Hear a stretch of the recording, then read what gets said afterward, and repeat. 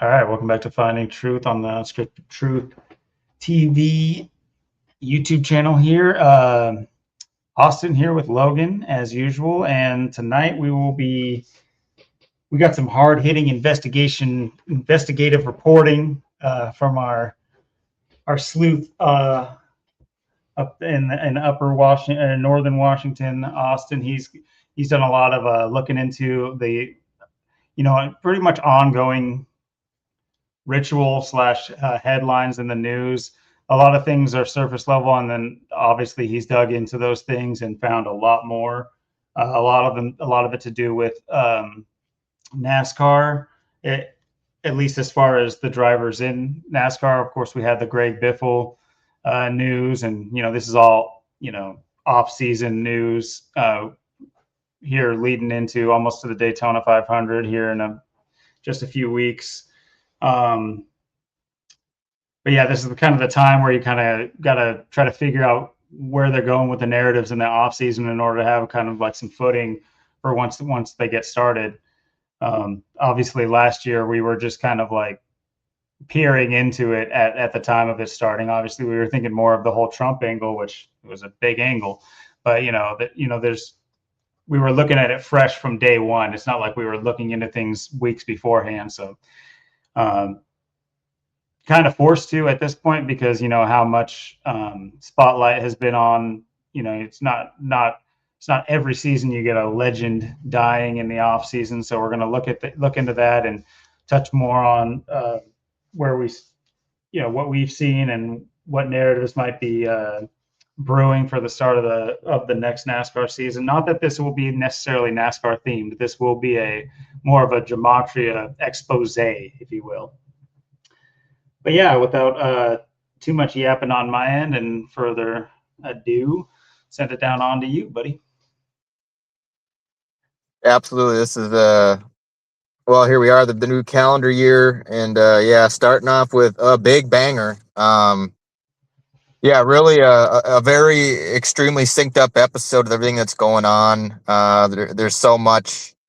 Uh, there's gonna be a lot of information this episode. It's gonna be uh, and you'll see why I'm bringing up all the things that I'm talking about, how much it really connects. There's probably very few people, if anybody, that knows all this stuff or has, maybe ideas or clues about this stuff and just how exactly synced it is. And uh, it's something that's just been bleeding through the weeks at this point. It just keeps happening. We've been seeing it playing out every single week, especially this whole last month, especially with the Seahawks.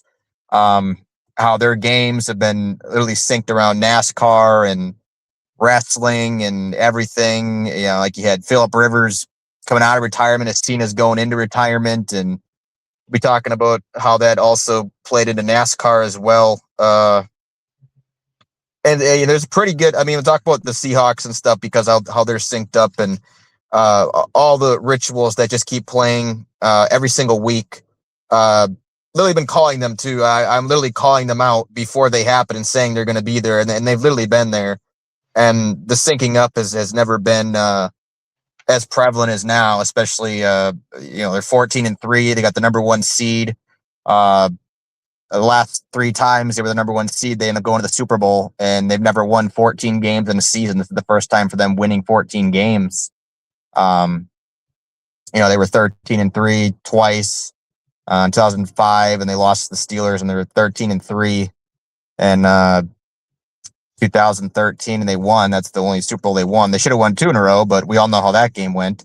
In the 2014 season when they were 12-4.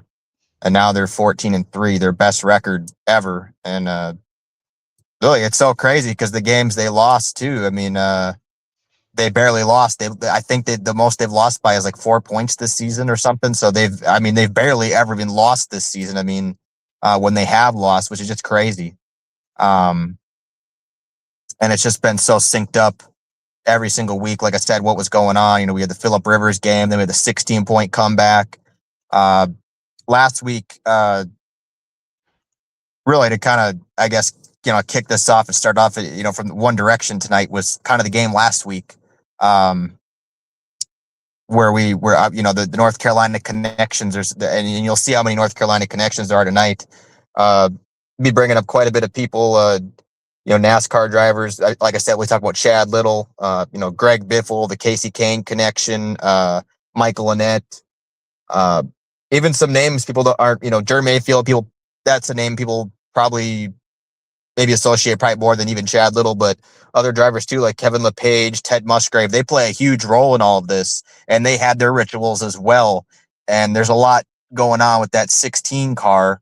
It's no, there's a reason they were in the 16 car, and I'm going to explain how they brought up the Biffle, got Biffle in there, and then how Chad Little, like the John Cena, Phillip Rivers. You got Cena going into retirement, Phillip Rivers coming out of retirement. You had Chad Little going into retirement when Biffle was coming into the sport. So you also had that as well. So it's and there's so much tonight. I mean, there's going to be undeniable synchronicities, and we'll get into just how deep it truly goes. But these North Carolina connections. Last week we had the Seahawks playing the Panthers in Carolina, and literally right after the game in North Carolina, we had the Denny Hamlin death of his parents, and again the Seahawks won that game with 17. Kill equals 17. They won with 27 points. Ritual 27. Big time numbers, and it was also week 17 as well. So week 17 they win by 17. So you got the double kill in there, and then you have the 27 for the ritual, and it's exactly what it was. This actually took place right before our episode last week, right after the Seahawks beat the Panthers in North Carolina. Right before we started our stream, this actually took place. And we were talking about how we're going to talk about NASCAR and Chad Little coming up, and then this just factored right into all of it. Right after and we just, like I said, we were talking about it, and we didn't know this was going on until I woke up the next day, and that's when I shared this with you, the Denny Hamlin stuff, because this has just been ridiculous. I mean, we had Michael Annett go down in December, and we'll get more into Michael Annett because there's more to talk about with him. And he's synced up to all of this as well. And, then we had Biffle go down, and those two were 16 days apart. Nevertheless, they were 16 days apart of both of their deaths. I mean, it just doesn't get any more 16 than this episode tonight. And then, of course, now Denny's dad, and I know King Richard pointed this out quite a bit too. Is I seen it as well, and they posted it too, saying that he was greatly sacrificed, and they had that in capital letters and also in parentheses, and of course, greatly sacrificed. It equals 84, and this being a tribute in a lot of ways. And what's also interesting too is you think about the championship race that took place. It was really Denny Hamlin's race, and then it was Larson that got the win. So you have the 11 car and the 5 car, which is really what it was about. 11 plus 5 equals 16. 11 times 5 is 55, and Greg Biffle dies at age 55. But yeah, this Denny Hamlin, and again, this was on December 28th. This was our last episode we did when this happened. Literally right as or before we were doing our episode, which is the biggest mockery of it all. The way this has been syncing up, but yeah, it was interesting too. I know when I first read this too. I know they change things all the time. When this first popped up, I think it was on that Monday I was reading this. It said there was either 5 to 6 fire trucks or 5 to 6 fire departments that were involved, and of course, getting the 56 in there. It's kind of like when the Trump assassination, where he got shot between holes 5 and 6. They had to get that detail in there. This is one of those things I think they got in there, but then they kind of covered up because I couldn't find it again. But it was on there in the very beginning. I read it. Another thing that was very interesting to me was it was reported that 45% of the house was on fire. You know, 45, just like 27, ritual number. Denny Hamlin is 45 and his 46th year of life. So there you got the sacrifice there. There might be another sacrifice next year when he does turn 46, goes into his 47th year of life. And of course, he'll be 47 after that. So he's in a very interesting age range. We're going to have to really pay a lot of attention to him. But, you know, like I said, Denny Hamlin being 45. One of the people involved of the fire department, his name was Chief Toomey. He's got a very interesting name. It equals 47. Can you spell that for me? Yeah, Chief, and then Toomey, like Toomey. Yep.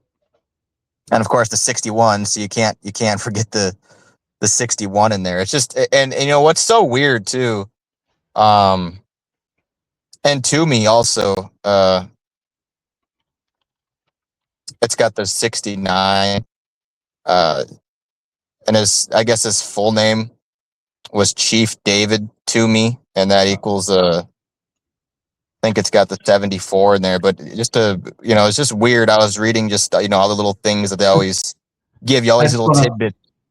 I just want to interject here. His name, David Toomey, is 52, and one of the main details of this is that his parents were celebrating their 52nd wedding anniversary.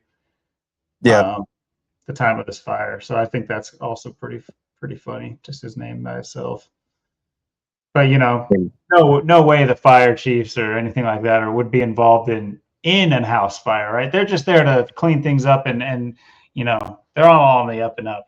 There's no reports ever about, you know, the fire investigators and them being corrupt, and the forensics for fire departments being corrupt. No, nothing like that.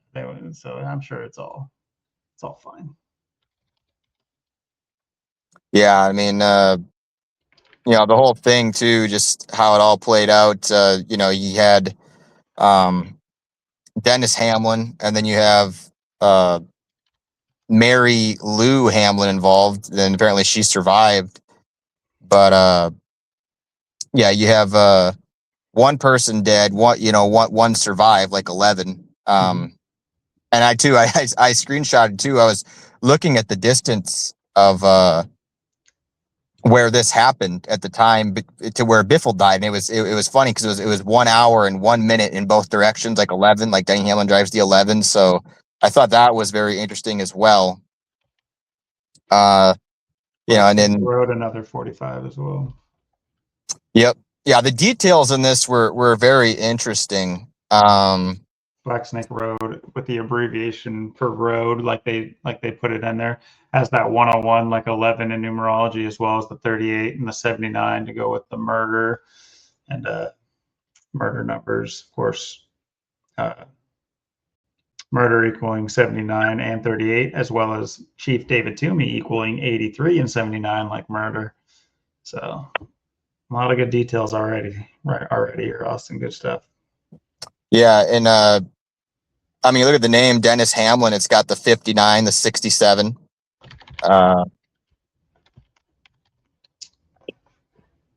Yeah, Mary Lou Hamlin's got that 72. Mary Lou is such a funny name too. She's got the 33. There's that 84, 39, which is the 26 composite number. Perfect story going into 2026. Speaking of that 33, of course, she's surviving it up till this point.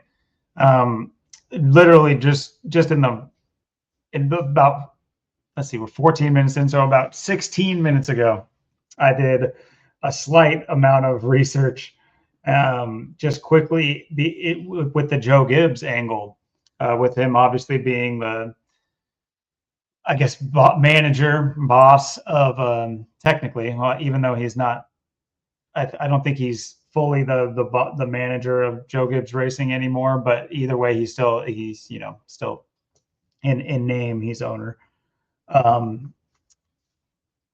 Him, you know, being the owner above Denny Hamlin, and we've documented it multiple times that his name equals 33 both ways. His full name, or his first and last name 33, as well as just Gibbs equals 33. So it's funny that Mary Lou equals 33, but then on top of that, you mentioned Dennis Hamlin equaling 59.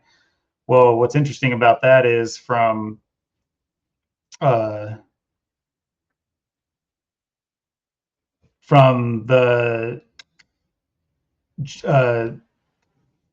from the fire to the Daytona 500. Let's see here. Let's get this so people can see. February 15th from December 28th is 49 days. And from the Greg Biffle death 10 days before that, obviously being 59 days. And let's see. If you look at Joseph Gibbs here, 49-59. So that's interesting to go with that 33 that you brought up with Dennis Hamlin. Yeah, there's a lot of overlap in all this too. I mean, Mary's got the 21, the 51, like conspiracy, the 21, like Jesuit. Lou, I mean, look at Lou. It's got the 48, like Illuminati, and a 33 as well. So you can't forget that. One thing too I thought was interesting too was where they took her was Winston-Salem. And Winston-Salem's got the 47, like it used to be called the Winston Cup Series, NASCAR Winston Cup. They took her to Winston-Salem. It's also got you got like Salem, Oregon. So there's a lot of interesting things. Winston itself, Winston's got the 33 as well. Winston Cup, which is what it used to be called, that equals 46. So interesting, they took her to Winston-Salem, and that's got the 47. Like Winston Cup Series, that equals 95, what it used to be called. No arbitrary number. And, one thing too that's interesting as well is, like Biffle died, he was born in 69. Mary's age of this was 69, like Illuminati. And Dennis's age was 75. And obviously 75 plus 69 equals 144, like Jesuit order, if you add their names together or their ages together. So that's a very important detail. And there's a couple other details too. They're just very vivid. The fire took place 40 days after Denny Hamlin's birthday. And what's interesting too, the fire also took place 56 days after the NASCAR championship race. And, obviously between that 40 and 56 is 16 days.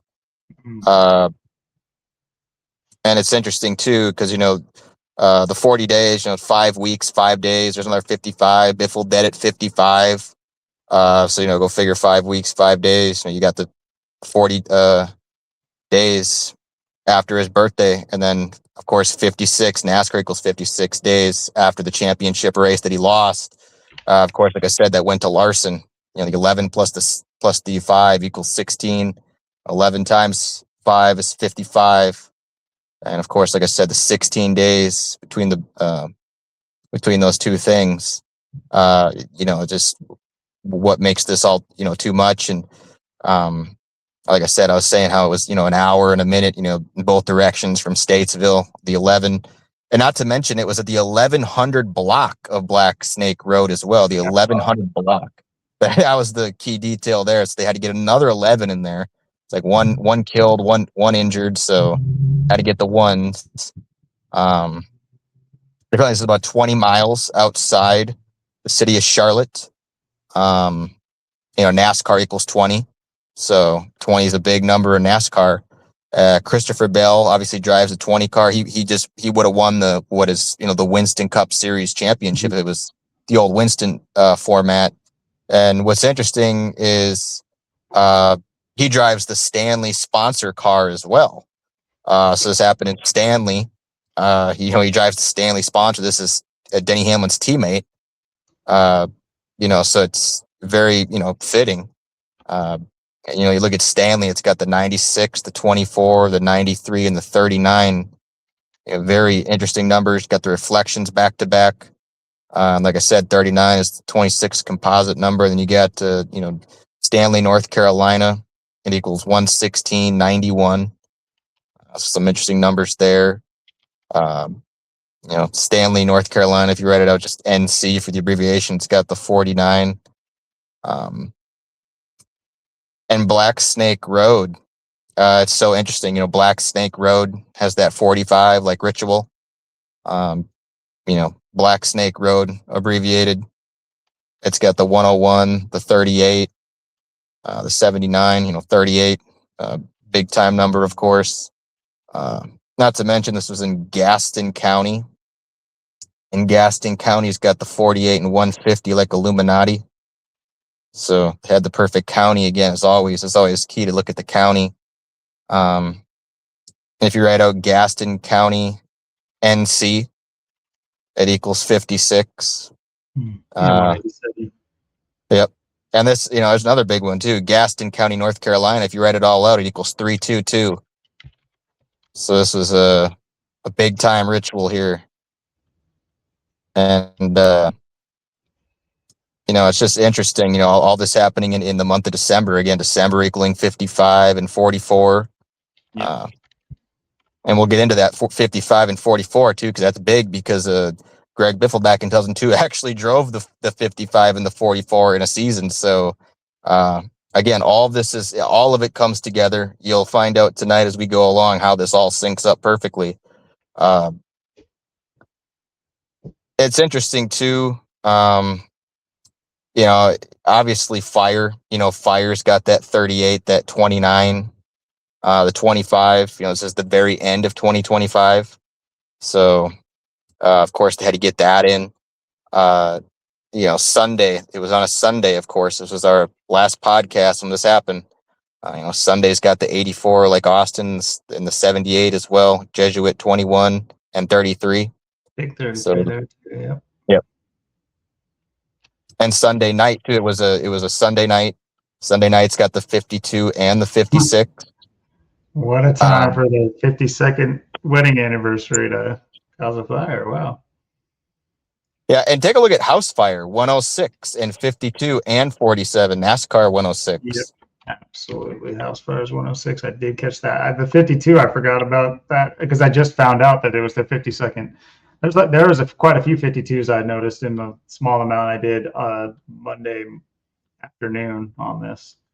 So it's funny with knowing that the 52 is a piece of in this, seeing them all pop back up. Yeah, and you look at a Fire Ritual. It's got the 119, 56. Look at Denny Hamlin, 119, 56, and Denny Hamlin's also got the 52 as well. So it's just this is a big time ritual right here. Denny Hamlin's a 52 as well, dude. Holy shit! Yep. Oh man. Oh yeah, he's greatly sacrificed indeed. Bye, Pops. Yeah.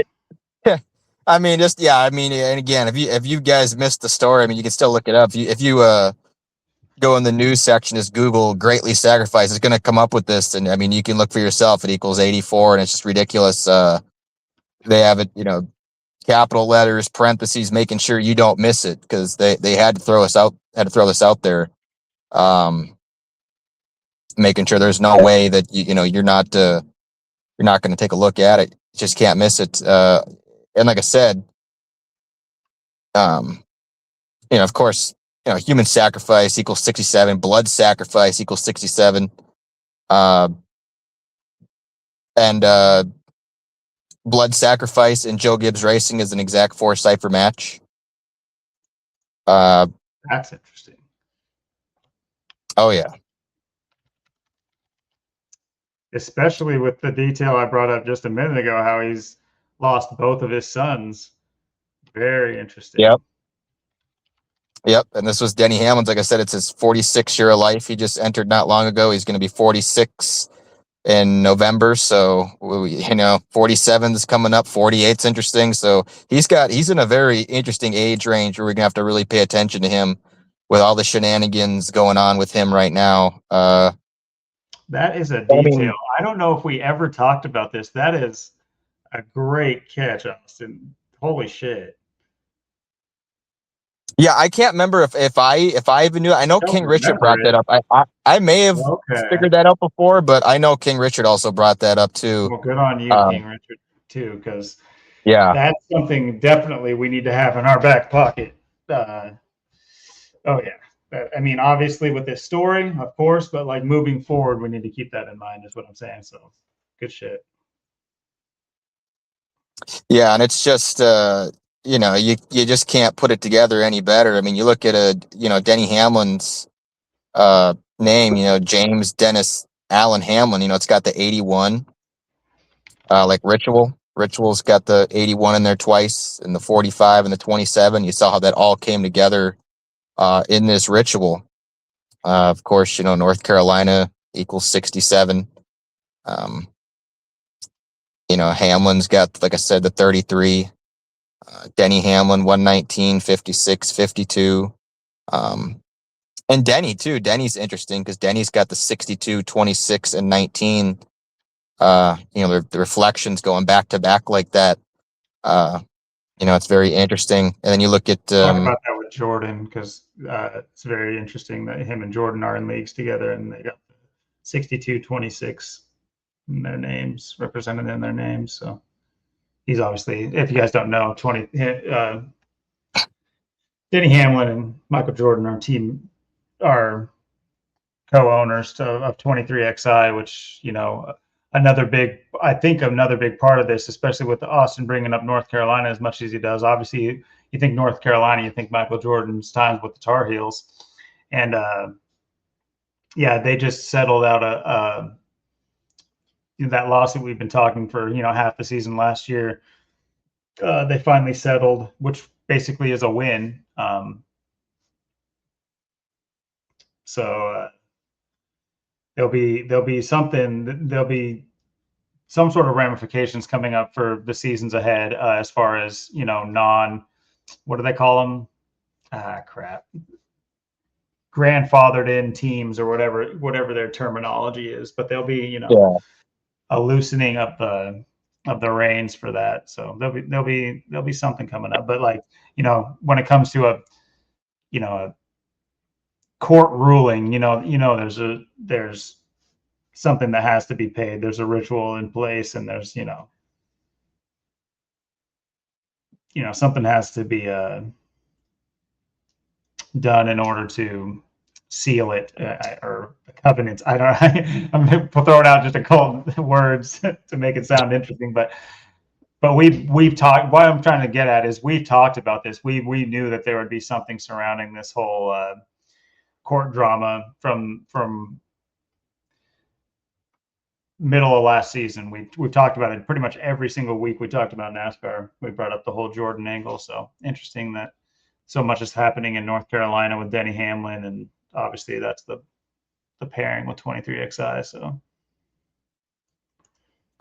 yeah, it's so interesting. You write out NC, the initials for North Carolina. It's got the 17, and it's interesting because, like I said, how it was synced up with the game perfectly. Seahawks week 17, they win by 17.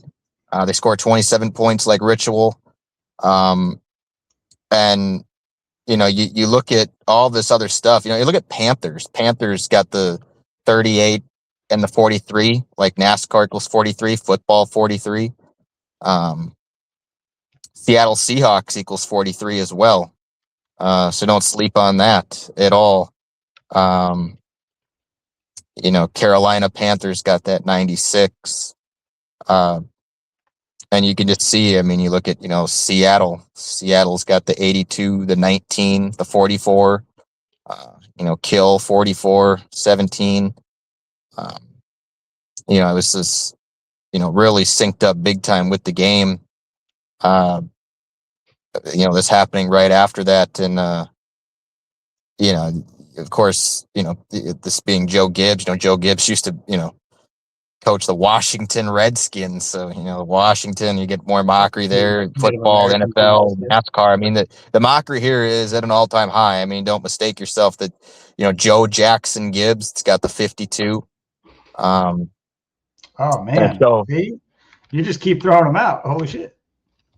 yeah, I mean, he's from Moxville, of course, too. Moxville. I mean, look at that, 121 and 59. And what a Moxville, what a mockery this is. What a place to be from. Uh, Here he is just mocking people. Look at Jackson's got the 19, the 44. Looks like Seattle, 19, 44. So, you got to look at that. The 116's in there as well. Joe Gibbs, 69, 33, 48. Big time numbers right there. Gibbs is 33 as well, 96, 21, 39. Again, 39's got the 26 composites. We'll have to watch out for Gibbs this season big time. You look at Joe's got the 51 and the 15, 51 like conspiracy. They always called him Coach too. It's always his name, his nickname Coach. You have Coach Joe as the 99 and the 54 and the 72. You look at Coach Gibbs, it's got the 69, 42, and 201. You put up Coach Gibbs. Oh shit, dude, good catch. That was a 201 that's been hanging out there. Damn, bro, you're cooking. Let's go. There's another way, I think, if you write it out, Coach. I don't know if it's Joe Gibbs or Coach Joe or something where I think there's another 33, but yeah, Coach Joe. Yeah, Coach Joe's got the 33. Yeah, Coach Joe 33. So another 33. Another 39 as well. So at 39 gets in there again. So Coach Joe's big. Coach Joe Gibbs. I mean, Coach Gibbs. All of it. You just see the numbers in the mockery. And again, this was it's just been a very eventful month with NASCAR. And I know I've been, watching other people too and what they've been saying too. I mean, obviously they don't know this information. They're not, where we're at with things, but everyone's been just saying how much has been going on. They're like, oh, it's the worst off season ever. There's, all this stuff going on. And, they don't know the real reason why all this stuff is going on and the way it's going on, who's truly behind it. And, this was a big ritual. I mean, there was a lot to this. Again, I mean, this month, Michael Annette, and then you had Biffle, and then you end the month with the Hamlin thing. So you had all this, differentiating things. And, it's crazy because just talking about how, we're literally talking about how we're going to talk about Chad Little and NASCAR and all this stuff and this going on. But, there was the picture I had sent you too. I sent you the picture I had Googled, and this was just a week ago. This was 5, 6, 7 days. Well, not even 7, just like 4, 5, 6 days ago. If you Googled Chad Little and go to images, it would literally show you Greg Biffle's car. And I sent you the picture where it was Greg Biffle's car and it said Chad Little on it.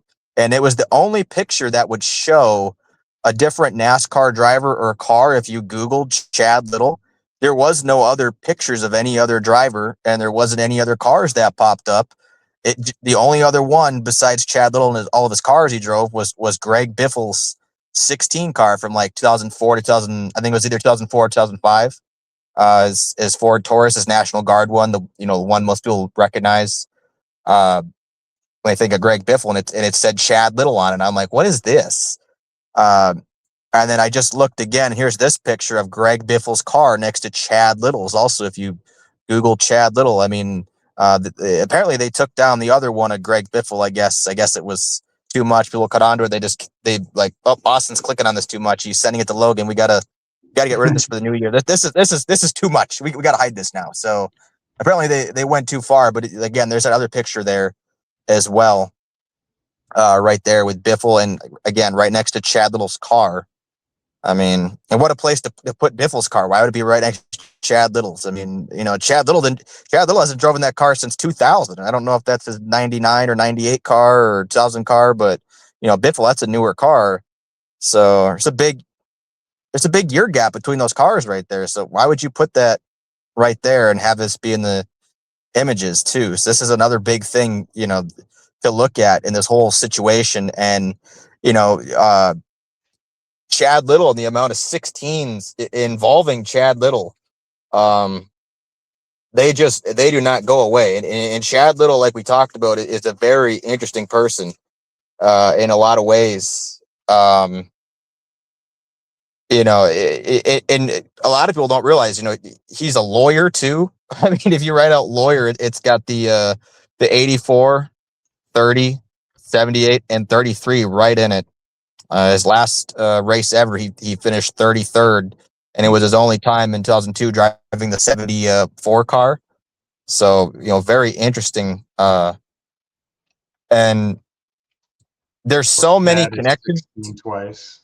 Before we get too far, just right off the bat, Chad equaling 16. It's just such a weird thing to see, like in forward and reverse. That's odd.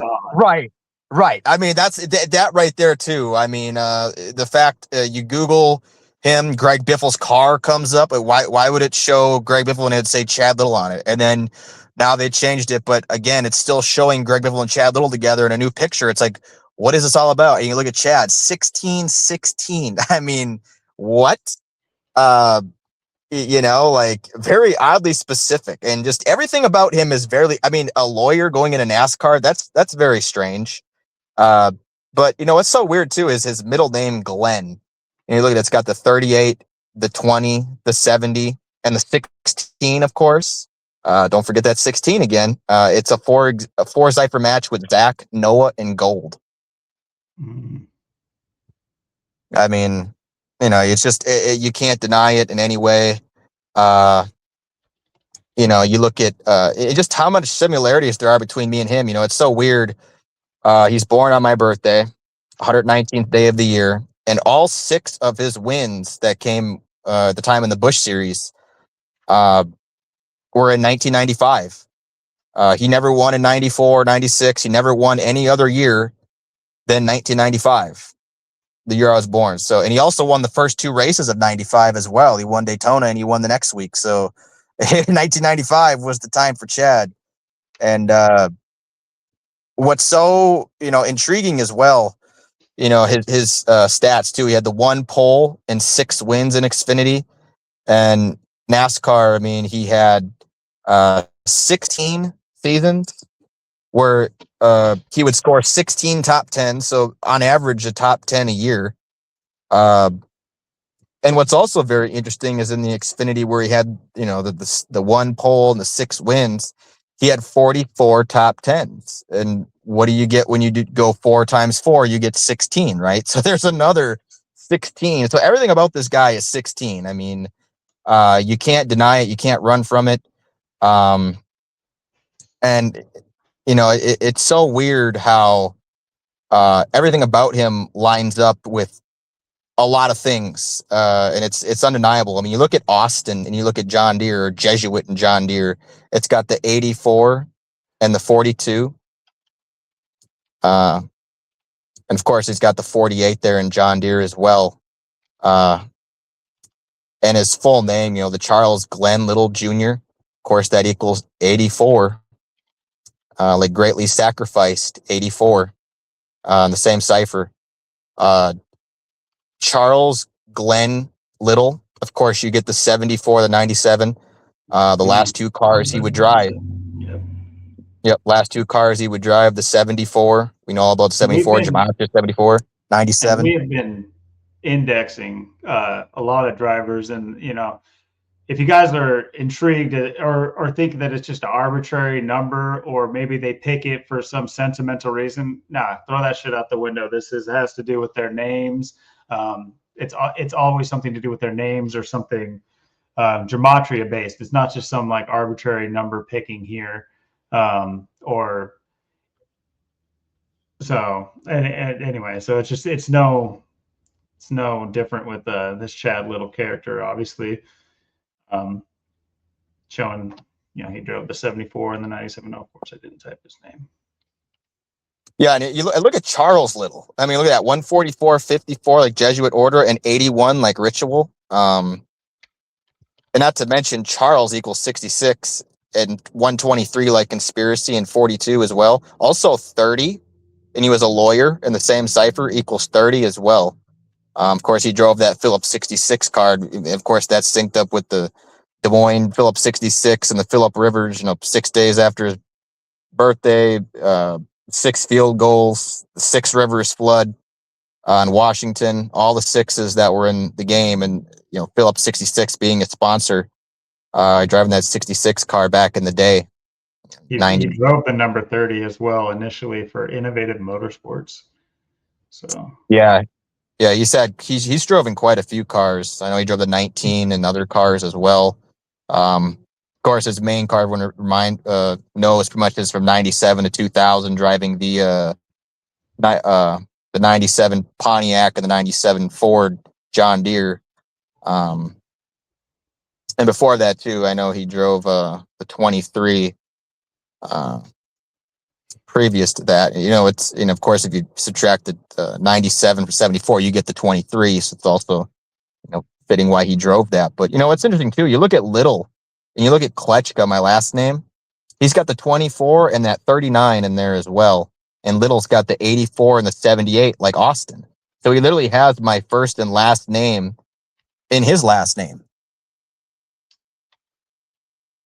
how do you spell it again? That's it right there. Okay. Shit, I got it. You said Little? Yeah. Yep. Yeah, he's got the Austin, he's got the Kletchka all in the Little. It's just undeniable. I mean, of course we went through the Chad, equaling 16, 92. Yeah, that's when he drove the 66 car, the Phillips 66, 20 NASCAR equals 20. Chad Little just by itself has got the 94, the 40, the 176, and the 59. Big time numbers. And what's interesting is, of course, he's from Spokane, Washington. Yep. And, he has my birthday. So he's from Washington. He's got my birthday. All of his wins were the year I was born, including, like I said, winning the very first 2 races of 1995, Daytona, and I think it was Rockingham. But what's interesting, if you look at what Spokane is, they call it the Lilac City. Look at Chad Little and look at Lilac City. 94, 40. The only difference is the third cipher. You got the 176 to the 149, and then you have the 59 again. Yep. And if you write out the Lilac City, it's got the 127 and the 55. Interesting numbers. And of course, Washington equals 49 and 50. Washington State's got the 84, like his full name's got the 84 right in it. Spokane, Washington, it's got the 86. Spokane WA, if you abbreviate it, it's got the 33 and the 48. So another 33. And Spokane by itself does have the 81 and 27 as well. Yep, I was just going to say that. Yep, it's got the 81, the 27. Yeah, very, very interesting. And what's interesting too is obviously he's, like I said, he's born on my birthday. So he's a Taurus. And what is he driving? He drove a Ford Taurus. So you have a Taurus driving a Taurus. Taurus driving the Taurus. And if you write out John Deere car, it's got it's the 106, like NASCAR equals 106, so another 16, and 61 as well. So you got the reflection of 16 there is 61, 16. It's just everywhere. Like I said, of course, driving the 97, 9 plus 7 equals 16. It's like 4 times 4 equals 16. So everything about him is a 16. And, what's really interesting too, how he plays tribute into Washington, and even Kurt Cobain as well. In 1998, that was the only season where they raced 33 races. In 97, there was 32 races. And before that, I think in 95, 94, there was 31 races. Since 2001, there's been 36 races. In 99, there was 34. 2000, there was 34. The only year there was 33 races in a season was 1998. And that was the race. The Texas 500 was his best finish ever of second. It was his only top five he ever had in the Cup Series. And it was 4 years after the death of Kurt Cobain. Exactly. It was on April 5th, 1998. And what's interesting about that is, too, I mean, like I said, that was his best finish ever, and he finished second in that race. He would have won, too, if a caution didn't come out late. He was going to win the race. What's interesting is, well, 4 being the number of death. It was 4 years after Kurt Cobain's death on that day, and him being from Washington. Of course, April 5th, the 95th day of the year. Jesuits, September 27th, leaving 95 days left to go in the year. So you have, a lot of connections there as well. And, in that race, he led 49 laps. That was the most laps he led in a race. Washington equals 49, and Cobain died in 94. So there's definitely a tribute there with Kurt Cobain in that race and him being from Washington.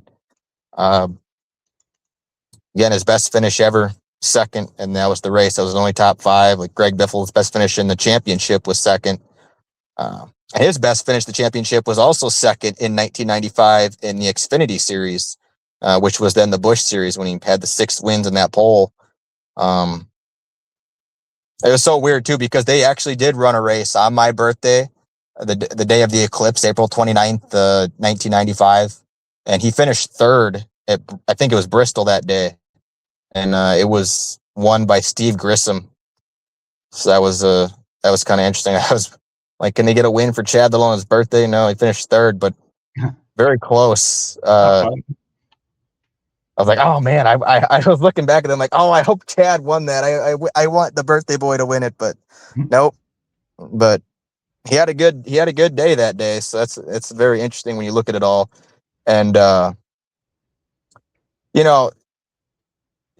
it gets even more interesting with Chad, for the simple reason there's a lot to this, and he's always been a very interesting person. But now he's the managing director for technical inspection, and he's also officiating.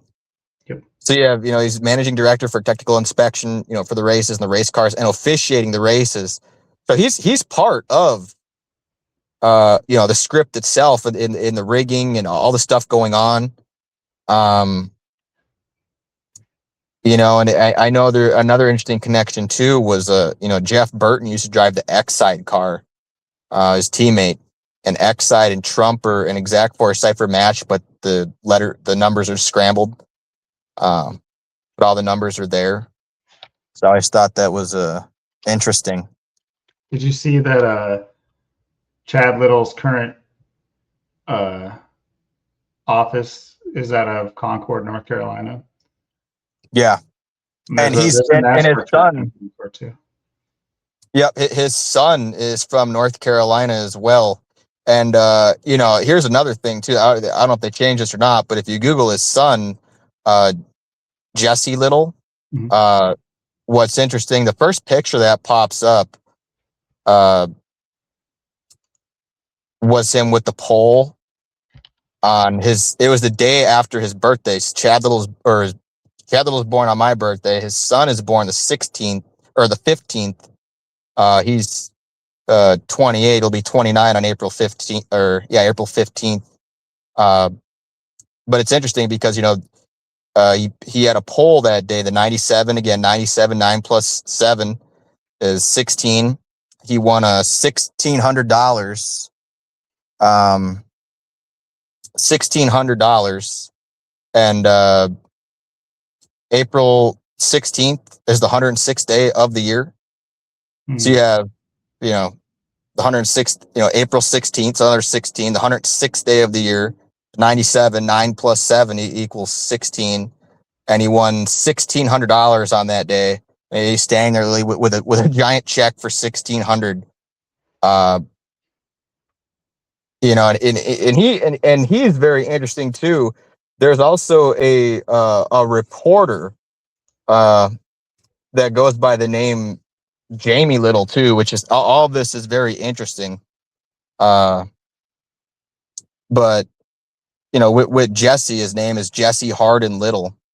Like I said, he was born, in 97, driving the 97, and Chad driving the 97. I just, it's all just so fitting. And Jesse Little, Jesse equals, 58. Hardin has the 54, 36, 108, 36. It's an interesting name. And how it's all kind of connected with this Jamie Little reporter. Because I always thought they always they always said that she looked, I think she looks a lot like Chad Little if you look at her. I think they're the same height too. They're both around 5'10". I know Chad's like around my size. He's maybe like an inch taller. He's like 175 pounds. Jamie's like 5'10", but their face, they have like the same eyes and face. It's very similar when you look at them. And what's interesting is she's actually 47 years old right now. She's 47, and reporter. She's a reporter. Reporter equals 52 and 47. And again, she was born April 9th, 1978. So she was born, 78, Austin Jesuit, and April 9th. Of course, April 9th. He's born April 29th. So they're born 20 days away. Mm-hmm. The 9th to 29th. Very interesting. His son's right in the middle there on the 15th. 6 days from hers. And Jamie Little equals 116.44. Jamie's got that 38 in the 20 and also 97.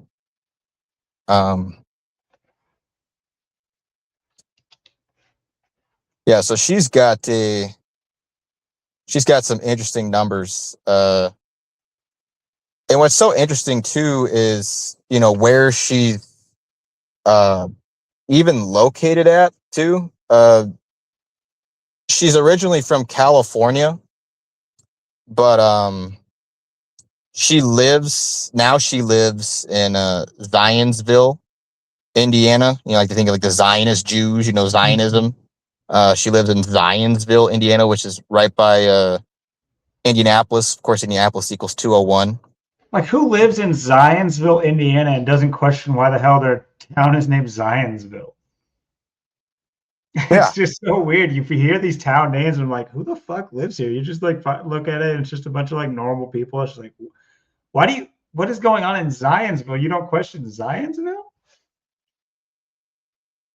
Yeah, in Zionsville's got the 55 and the 127. Zionsville, Indiana, it's got the 87 and the 102. It's got the reflection of 201 and reflection of 78 in there. Indiana, of course, it's got the the 47, the 52. Zionsville, IN for Indiana, you get the 67 and the 68. It's also in Boone County. It's got the 50 and the 49, like Washington. And Boone's got the 51, like Conspiracy, the 24, the 84, and the 21. I think if you read out Boone Co for, I think, County, Indiana, it's got the 121, 67. If you write out Boone CO for county and then IN for Indiana, it's got the 47 as well and the 43, like NASCAR. Boone County IN has the 62, 64. And if you write it all out together, Boone County, Indiana, it's got 201, 84, 96. And Boone County abbreviated CO is the 69, 33, 120, and 30. It's really interesting. Boone County, Indiana, the 201, 84, 96, and Boone Co. for 69, 33, 120, and 30. I don't know why she left California for Zionsville, going by Indianapolis, Indiana for that 201, but you find a 201 in there anyways in the county. So in the full name of the county, Indiana. So you get your 201 anyways. So it's not hiding from us. And yeah, because I always knew about her from my time watching NASCAR and stuff. I know they always kind of like make jokes and stuff, thinking they're related, but it is weird. They look so much alike. They have like the same face, the eyes, like the same height. So it's just all weird to me. And like I said, his Chad Little's son, Jesse Hardin Little, he's from Sherrills Ford, North Carolina. Sherrills equals 120, 48, 123, like conspiracy. It's got the 120 and 48 like Illuminati. There's a place that has Ford in the name. It's just like Right, Ford, and he drove the Ford. Ford equals 43 like NASCAR, 20 like NASCAR. Yeah, it's unbelievable. The Sherrills Ford NC. It's got the 81 like Ritual, also the 180, so it's kind of a reflection in there. Sherrills Ford, North Carolina equals 311. Pretty interesting number. And it's Catawba County. Catawba equals 51 and 15 and 48. So you got the conspiracy, you got Illuminati, you got the reflection in there, 51, 15. Wait, how do you spell it? CATAWBA.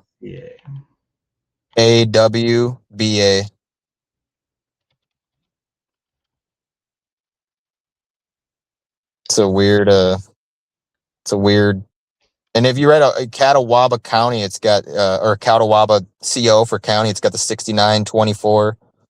Catawba NC equals 68 and 58. It's very interesting. Catawba County, NC equals 49 and 86. If you read out NC, but Catawba County, North Carolina's got the 108. Catawba, North Carolina's got the 82. But yeah, just a lot of weirdness with all that, and just how all of that kind of came to be. Just his son, being from North Carolina as well. Chad, it all comes back to North Carolina, like I was saying. Even the other NASCAR driver from Washington, Casey Kane. He lives in North Carolina, I know too, now. So he's all part of this whole trifecta of stuff, and it's all there's even it's interesting too, because we'll talk about Jerry Mayfield here in a bit as well. Jerry Mayfield and him were teammates, and their birthdays between April 10th and May 27th is exactly 47 days apart. Mm. I know Rusty Wallace was also teammates with Jerry Mayfield, and Rusty Wallace born in 1956, so he's 69 years old, and his real name's Russell William Wallace Jr. So it's just amazing when you look at it all, and like I said, with all these 16s and all this information, that 16 car, it has a very interesting history. If you go back around the time I was born, I was kind of from the time I know NASCAR to now, and just kind of what it was like back then to now. There's a lot to it. There's two drivers that drove before Greg Biffle in that 16 car, and what's interesting too about Chad Little, though, and Greg Biffle was coming into NASCAR. What is interesting is Greg Biffle's first race was April 28th, 2002, which was obviously the day before my 7th birthday and the day before Chad Little's birthday as well.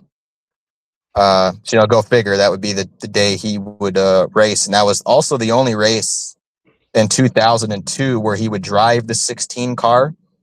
He wouldn't take over that car fully till next year. But it's interesting too. I mean, I played, NASCAR Thunder 2003. That came out in 2002, and I got it when I was 7. And Greg Biffle's actually in the game, and his 16 car is in the game. That was the only race that he raced the 16 in 2002, and he finished 13th that race. And it's just so interesting. Chad Little's last race was on June 2nd, so it's a date that can be written 6/2 or 2/6 of 2002, and it was 35 days after Greg Biffle's debut there on April 28th, and that was Jimmy Johnson's first win. Also, Kurt Busch finished second. He almost won that race in the 97. And that's, it's interesting because, Chad Little raced the 97. He took over for Kurt Busch took over for Chad Little at the end of 2000. He raced the last 7 races in the John Deere. And then in 2001, he switched to Sharpie. He didn't have a sponsor. Then he got Sharpie in 2001. But it's interesting how Kurt Busch took over the 97. Talking about that Kurt Cobain connection as well. And how you get Kurt taking over the 97 for Chad Little there at the very end of 2000. And then I think it was like 2 races after that. I know Jeff Burton had this sponsorship change. He wasn't Excite anymore. It became Citgo. So he had the Citgo car from the very end of 2000 to like 2004. Then 2004 and Kurt Busch won the championship. He had sponsorship issues in the 99. He ended up going into the 30 car. So it's kind of weird how that also overlaps as well.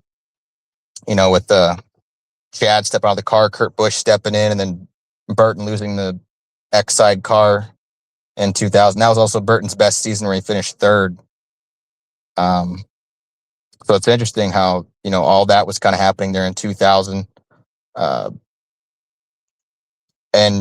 like I said, Chad Little would go on to finish 33rd in his last race. And that was the first race at Dover, and that was in the 74 car. And that was also the only time he drove the 74 car in Cup. He raced the 74 in the Busch Series in 2001, 2002, but not in Cup. That was the only Cup ride in the 74. And go figure he'd finish 33rd, like lawyer equals 33. And it's funny too, because Biffle ran the second Dover race as well. And he would also finish 33rd as well, like Chad Little did. So it's weird. They both finished 33rd at Dover that year. Biffle's first season coming in, Chad Little coming out in retirement. Guy coming in, a guy coming out, both from Washington State, both from Jack Roush. The connections are, Casey Kane was also in the sport at that time as well, coming up under Biffle. And, Greg Biffle, he also raced 16 years like Chad Little. And he was, it's interesting, there was 35 days from Biffle's first race and Chad Little's last race. And Greg Biffle, with the 16 years, his last year in Cup, 2022, year of the Tiger, he finished 35th in Cup and the points. And then he also finished his last year in Xfinity, which was 2010. He also finished 35th as well. And his last year in the trucks was 2020, and he finished 63rd. Chad Little born in 63, and Chad Little turning 63 on April 29th. So it's also very interesting to look at as well. Very synchronistic there. It's interesting. Like I said, you have 35 days. One Washington State driver retires. One is starting their career. So you have the passing of the torch in so many ways. And, another person that actually drove, 2 people that drove the 16 before Biffle were actually teammates with Chad Little. And both of these guys are interesting too if you look into them. Kevin LePage, and Ted Musgrave. And Kevin LePage is very interesting. He had 201 races in Cup. So go figure how many races you'd have in Cup in 11 years. So like Denny Hamlin, the 11. So that kind of plays in again. I can't wait to do my next run, my next race, manager. Yeah, no. We're stopping you right here. But why? No reason. Just a good time. You gotta love it. His first race was in Charlotte too. That's interesting. Yep, and also Greg Biffle and Kevin LePage, they raced at 2 back-to-back races together in 2002. 2 back-to-back races, New Hampshire and Dover, the second Dover race. And Biffle also drove the 55 and the 44, like December equals 55, 44. He died. Kill equals 44. He died at 55, 5 days before his 56th birthday. He drove both of those cars back in 2002. And what's interesting too with Kevin LePage, he's most famous for is April 26th, 2008, which would have been the 116th day of the year, but it was a leap year that year. 3 days for my 13th birthday when he pulled up in front of the field, leaving pit road with exactly 47 laps to go in the race at Talladega, causing a 16-car crash in the 61 car. And again, he drove the 16 in Cup. This was in the Xfinity Series, the Busch Series at the time. Driving the 61 car, causing a 16-car crash with 47 laps to go. And he had, it's interesting too. He had 1 pole and 9 top 10s. Like Biffle had 19 wins. So you kind of have the reflection there. The calculating numbers 1 and 9, 19. And Chad Little also drove the 19 as well. So you can't forget that. You look at his full name. Kevin Paul LePage. It's equals 67. And Kevin LePage also equals 55. And Kevin equals 61. Go figure. Driving the 61 and the 16 in Cup also equals 74. LePage equals 46, 116, 26. And he was teammates with Chad Little from 99 to 2000. And like I said, he's mostly remembered.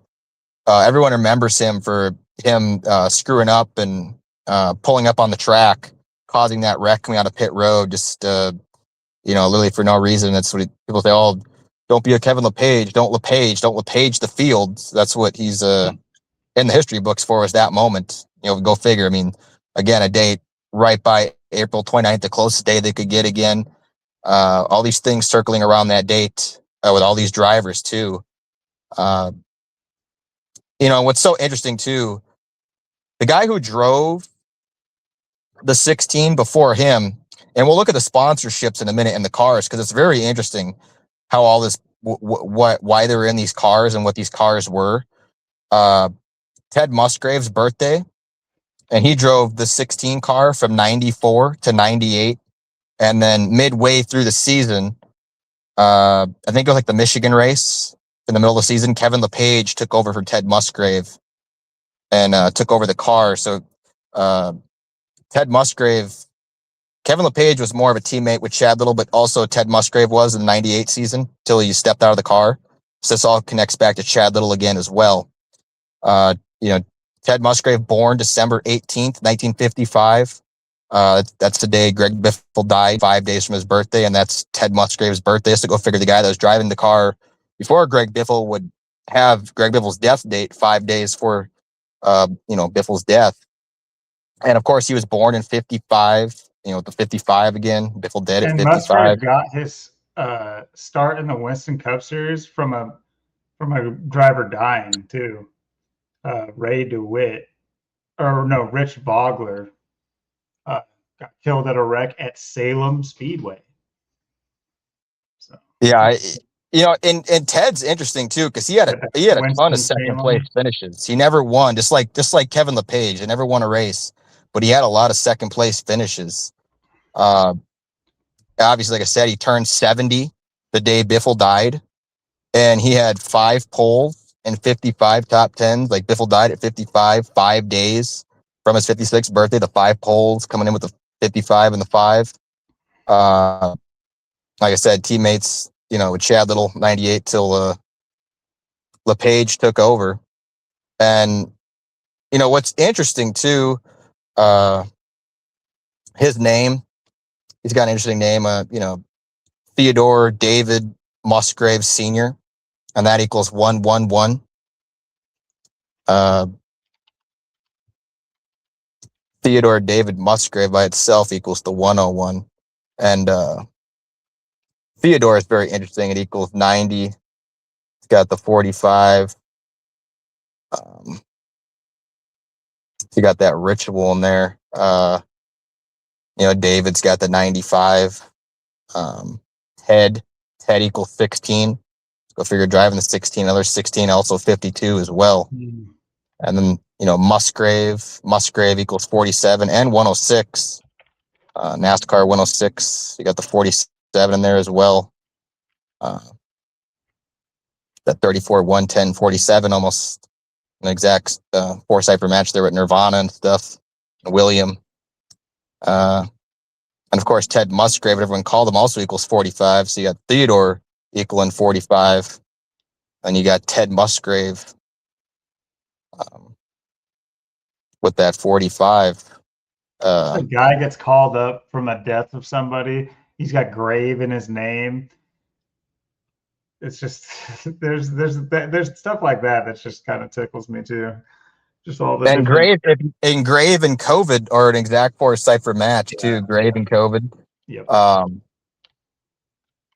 And what's so interesting too, about all this, like I was saying, like how Biffle drove that 55 and the 44 and stuff like that. Just like Musgrave. Musgrave started in the 55. Yeah, there's so much overlap to all this. These sponsors to what these guys were driving, and if you actually look at Ted Musgrave's car from 94 to 96, it looks almost identical to Greg Biffle's 2004 to 2006. And these were different sponsors too. I mean, you have the National Guard and you have the family car. So these aren't the same sponsors. 97 also kind of looked like that. Biffle lost the National Guard car in 2007. Also, he won the 3 races in a row. Biffle did at Homestead in 2004, 2006, and go figure. Those are the 3 years he drove for National Guard. He won, all 3 years driving for National Guard at that race. That's the one thing Biffle was known for, was this 3-peat there in the Ford 400. And all these guys driving Fords too. That's another thing too. They all drive that Ford. That's a huge part of this. And like I said, these sponsorships. Yeah, Ford Motors, yep. And these sponsors are interesting too. He drove the Family Channel. Yeah, I was just looking at that. And that equals 78. Family Channel by itself also equals 123. Like Conspiracy. It's got the 60 to 66. Also Prime Star. That was like I said, 94 through 97. He drove the Family Channel car. 97 looked a bit different than 94 to 96. Prime Star. Is the car changed a bit in 98 when they had that split season between him and LePage. Prime Star equals 119 and 47 and 61. So very interesting right there what Prime Star equals. And in 1999, it went to TV Guide. TV Guide equals 88 and 38. So 34 confuse the 101. youngins now. That what the hell is a TV guide? Yeah. I remember that. Yeah, that's when LePage had it there in '99, the TV guide, and then it became the familyclick.com in 2000, and What is it? familyclick.com equals 81, like ritual. So they How had do some very interesting you say cars. familyclick.com? Yeah, click like Okay. yeah, that kind of click. Yeah. I'll play on words there. Interesting. Yeah, see, both these sponsors with these guys from this time, from '94 to 2000, were, like I said, you had the Family Channel, basically with family car there with Ted Musgrave. That was a '97 looking car. It changed a little bit there. Wasn't so much red, white, and blue like '94 to '96. Like Biffle's 2004, 2006 car looked a lot alike. Then it changed, kind of went to just that blue and kind of yellow there for the Prime Star and stuff. And like '99, 99, it just was kind of like red and Very white and stuff. similar motif, though. Very similar. Yeah. Yeah, that's what I was. Yeah, it was one thing I always noticed. In like 2000, the Family Click, it was like white and purple, so it looked different. '99, 2000. And that was Biffle? No, that That was was the Musgrave. page. Yeah, Out of a page.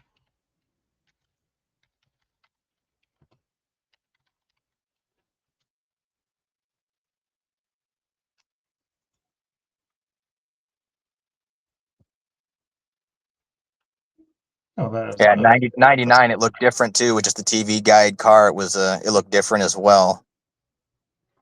I gotta say, I'm not a fan of those colors, but that's fine.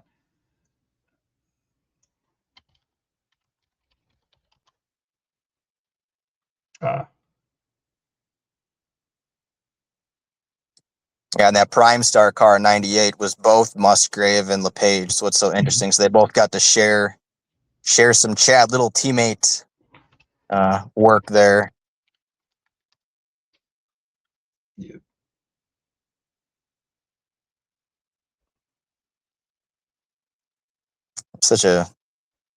So interesting how you have that driver switch there in the middle of the season with him and Ted Musgrave and stuff. How you got a guy stepping in and you got a guy stepping out.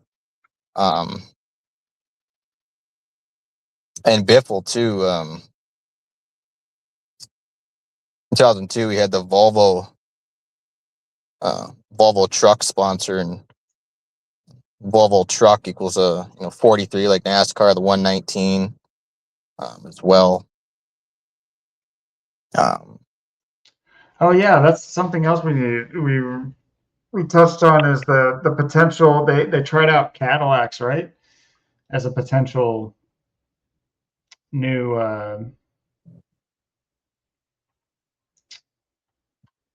vehicle for the Cup Series. yeah, new manufacturer. Yeah, Manufacturer, yeah, that's the word. So that's going to be something that factors in. And let's see,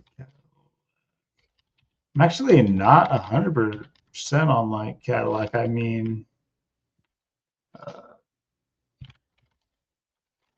I know they're GM, but okay, they're in the okay. So that just making sure that they're still in the U.S. That's all I was looking at. I assumed they were. I pretty much knew that they were, but I was just making sure. It is the luxury brand of GM, so you never know.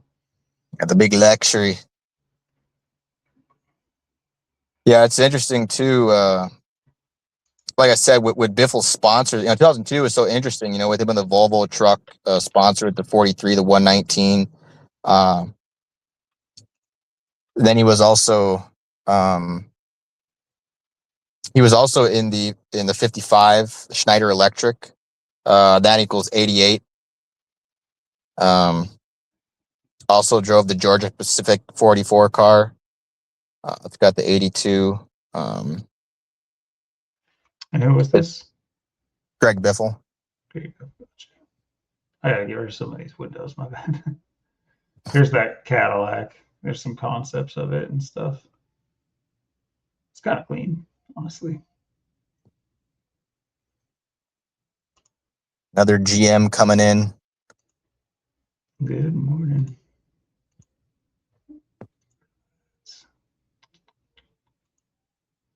Yeah, and when Biffle finally did take over the 16 car there in 2003 for a full season, he won his first race there, the second Daytona race. That was his first win in 2003.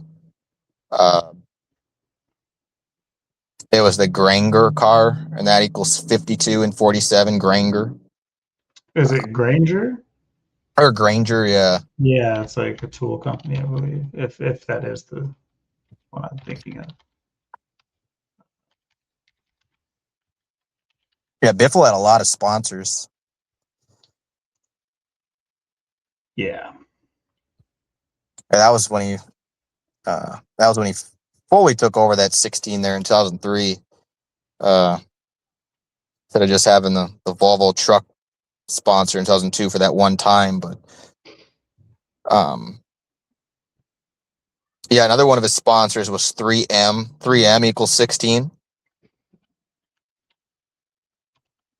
16, 7, 17, and 8. It's kind of interesting numbers. I think that was his longest sponsor, I think, too, as well. Go figure, it equals 16. Yeah, of course. I know he drove the Subway car. Subway equals 91 and 19. He also, like I said, Subway also equals 35, like the all 35. So he started 35 days from Chad Little's last race. 71-35, like Catholic. Yeah. That 91-19 reflection there from each other. He had 19 wins. I don't know much about Greg Biffle. What's his personal life like? To say what is he religious?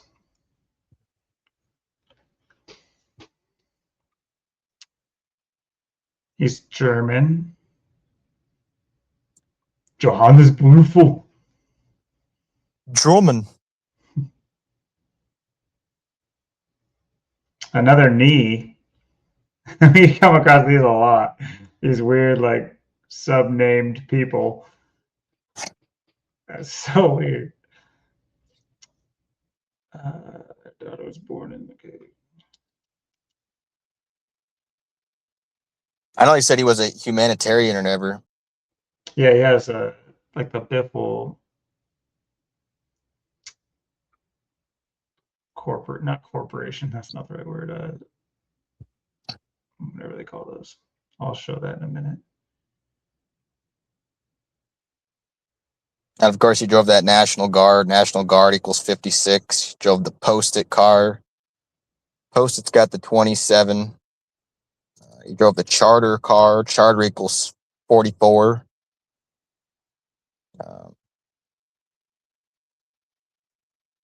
AmeriQuest mortgage car. That equals 88. AmeriQuest Mortgage. Another sponsor, 88 with him. Just like the Schneider Electric. And you talk about that Trump connection with the picture with him and Trump. That's why he's driving these cars, the 88s in them. I want you guys to listen to this, like, just ridiculousness of these characters that are larger than life on the stage. Biffle, maybe not larger than life, but I mean, he had his time in the sun. A civil suit for invasion of privacy against Biffle was filed by his ex-wife and mother-in-law, alleging that Biffle had placed secret cameras. The jury awarded Biffle's ex-wife $1 in damages and found him responsible for these cameras and the invasion of privacy. Excuse me? What, Here's a dollar. Bro, that to be a check? Could you pay in pennies? Not anymore. Not nowadays. You couldn't. On February 17th, 2017, Biffle announced that instead of racing full-time, he would join NBC Sports NASCAR America.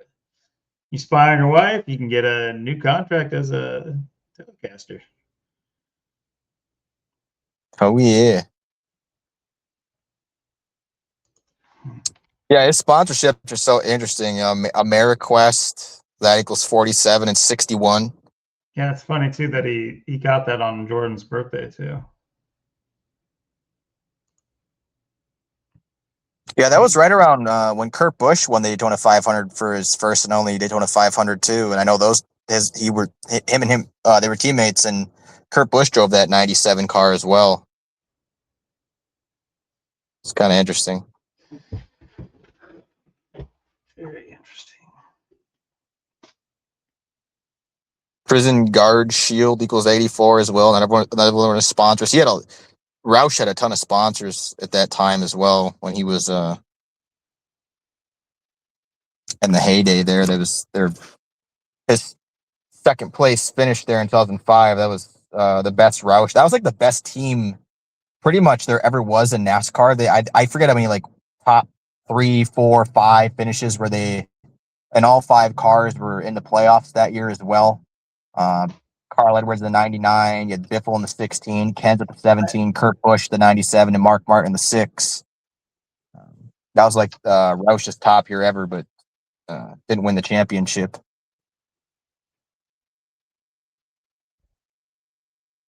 I can't say that I would have ever been a fan of Carl Edwards. He just looks so boring. I don't know if that makes sense to people, but like I couldn't imagine having this guy be my favorite guy. Like he's just God. His face just doesn't piss me off. It's just like it's just something weird about it. Another Michael middle name too. It's just crazy.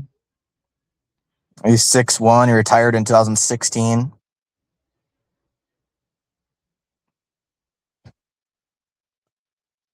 Yeah, him and Biffle were the 2 new up-and-comers in 2005, and you had Kurt Busch, who just won the championship in 2004, Kenseth won in 2003, and then you had old Mark Martin, who never won it. Like, he won the race with Jack Roush, Chad Little finishing second there in the Texas 500.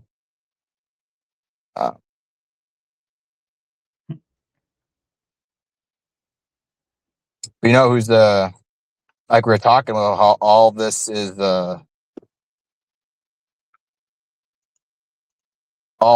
linked up, these sponsors and stuff. Like we're talking about, Chad Little, like Phillips and stuff. Phillips has the 47 and the 43. I am driving that Phillips 66. If you write out Phillips 66, it equals 88 as well, and 92. Like when he drove the Phillips 66 car was in 92. What else is there?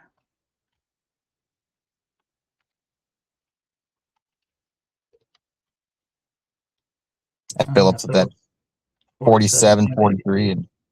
And also it said Trop Arctic on the car as well. That was another sponsor, Trop Arctic at the time, and that equals 120, 48, 123, and 60. So you got the conspiracy, you got some Illuminati numbers. Driving the Thunderbird. It was a Thunderbird. Thunderbird equals 123, like conspiracy, also equals 66. Now it's car number 66 and the Phillips 66. Of course, we said, Ford equals 43 and 20, like Thunderbird. Oh, no, it's a Ford Thunderbird. Okay. Yeah. Thunderbird was never under Pontiac. It was just straight. Yeah, Ford Thunderbird got the 86, and then they 86'd it for the Taurus. Yeah.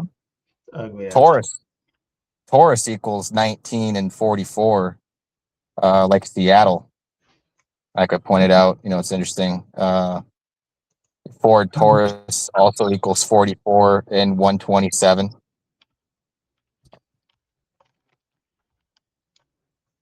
course, Ford, the blue oval. Blue oval, it's got the 2745. You got the ritual numbers.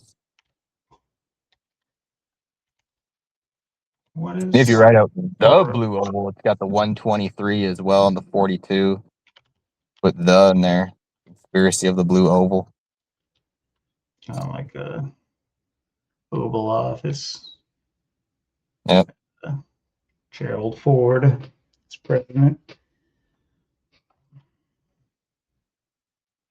Yeah, Henry Ford. Yeah, and of course, look at John too. Like, you drove the John Deere car. Look at John. It's got the 16-minute, 61, 20, 47. Yeah, another 47, 20 connection and the 16, 61. All syncing up with Chad.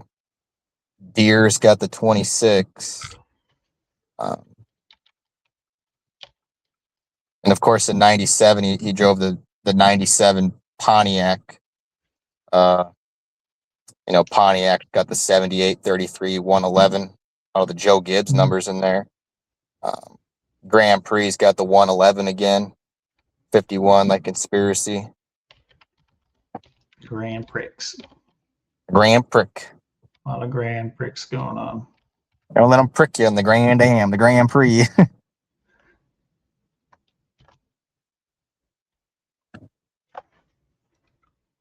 Yeah, Pontiac also, like I said, 33, Lawyer 33, 78 as well, like Lawyer and everything else we're talking about. 39 is also in there again. 26 Composite, the 111. Grand Prix 111 is also 51 Conspiracy.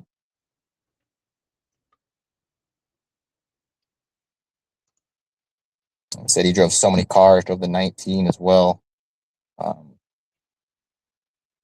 Another, like I said too, we were talking about how that Phillips 66, that in Des Moines and all the Des Moines, Iowa, Des Moines up by Seattle, Des Moines, Washington. You got Des Moines, New Mexico. Of course, you have Michael Annette from Des Moines, Iowa. I mean, yeah, he had a very interesting car as well. He drove the 46, of course. Go figure. His name equals 95. He had 95 top tens. Or he had 95 starts, I think. It was 95 starts in NASCAR. And the Cup, I think. And then he had his name equals 95. Go figure 95. What another, just like the 201 starts, it's like how obvious He had 95 top tens in the Or Xfinity. it was top tens, okay. I know it was either 95 starts or top tens. That was in the Xfinity. Yeah. Formerly, he didn't really do anything in Cup. He was pretty decent in Xfinity, but really, he had 106 starts in Cup. That's what it was. 106. Like NASCAR equals 106. Is it right? I like the placement is so good. NASCAR 106. NASCAR 106. It's just coincidence. Yeah, and I mean, you look at, he had 33rd, interestingly enough, to go with like. Anyway, there's been a lot of 33rds coming up with these guys. So yeah, and 95 finished 33rd, and then also Biffle did or something like that. Yep, and he finished. Like I said, he drove that 46 car, as well, and his sponsors were very interesting too. Pilot, like the gas station, Pilot. A lot of the gas stations in here, a lot of these. Pilot equals 72 and 27 again. It's also called the Flying J. Flying J equals 83, 38, and 106 as well. You have NASCAR, you get death, murder, killing, RIP, gematria, all 38 in there. Pilot Flying J equals 61. It's got the 65, like Kurt Donald Cobain. Obviously, you write out 46 equals, 49 equals 86. You want to get 86, 49 and 50 like Washington. He also drove the Chevrolet 108, 45, 45. Did you see this? On February 6th, Annette was involved. This is like why he quit NASCAR, because he rear-ended a car in North Carolina. But yeah, he was driving drunk, basically. And he resisted arrest. And he said he told them he was texting, so he couldn't stop in time. This is a smart guy. This is a really smart guy. Or either that is a bullshit story, obviously. One sounds more plausible than the other. No wonder he had 95 top tens. Yeah. That's when they had Dakin written 2.6 or 6.2. Yeah, like I said, Chevy, Chevy's got that 63, the 27, 72 and stuff. And, you look at Pilot Travel Centers was another one with sponsors. That equals 81 and 108. And another one of his sponsors TMC transportation equals 74 and 106 again. What was it? Something MC? TMC transportation.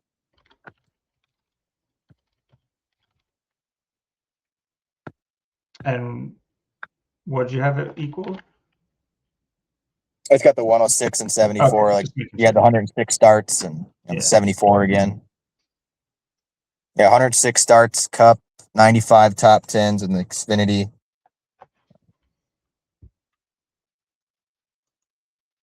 Yeah, he's and again, we've talked about him already. His name equaling 95, going along with those 95 top tens. Interesting enough, just randomly, just some little weird synchronicity. Annette announced on January 27th, that's my birthday, that he was switching teams and would be driving for H. Scott Motorsports. Scott's my dad's name, so that's just weird. I just saw my birthday and Scott in like the same sentence. So I was like, well, that's weird.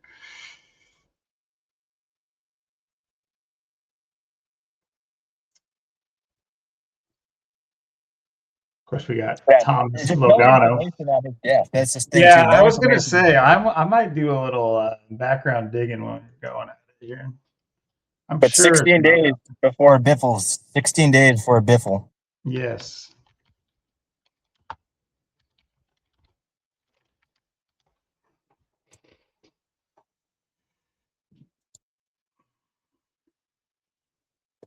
Family's privacy.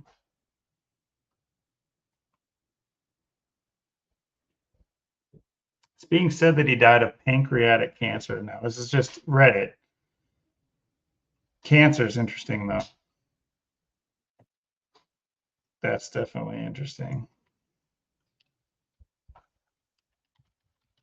One of those 44 words, but also has that 26 too. Let's see, pancreatic.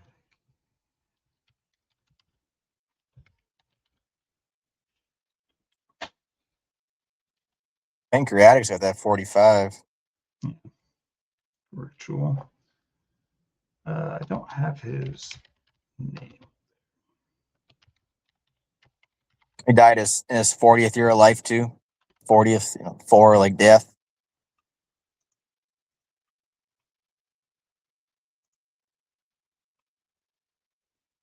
The pre-Biffle tribute.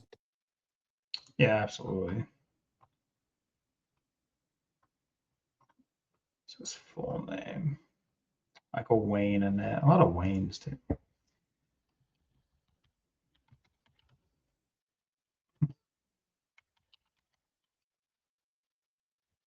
I see. What's his name? Junior? No. His parents' name. Oh, homeboy. He has like a pretty visible rash here in this picture that they used for him. Poor guy. Yeah, he's got a bad rash. It's all over his face and neck. It's like hives or something. You seeing that? Yeah, I can see it. Oh yeah. Oh yeah. What's that called? So he's got chicken pox. Something like that. But this is like a.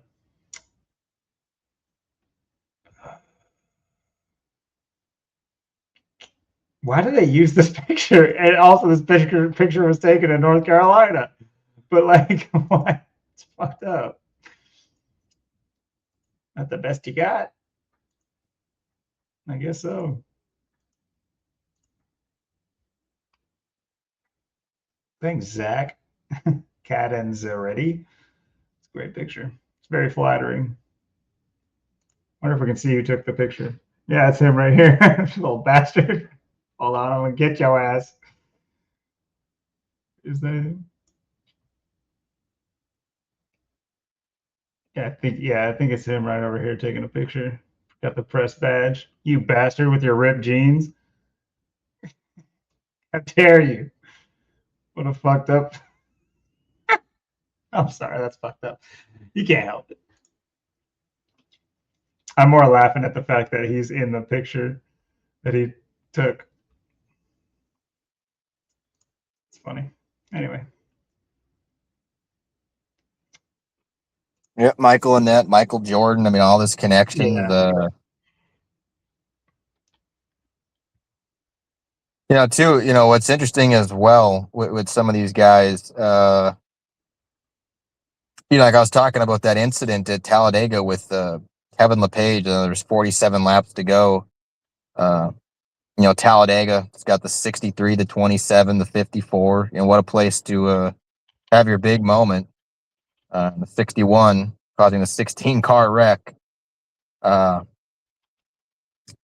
there in 2008, 3 days for my birthday. And you have, Talladega City equals 120, 48, and 78.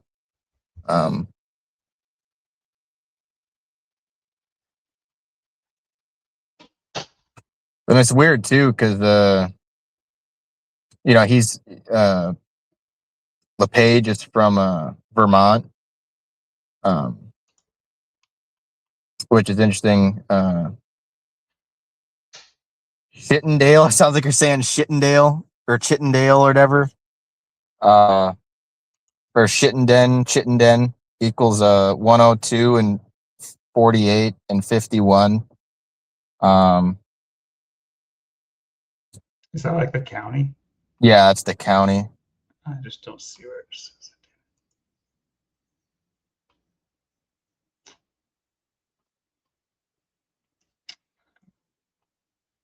Yeah, because it's Shelbourne, Vermont is where he's from, and that equals 86. Shelbourne VT equals 47 and 61.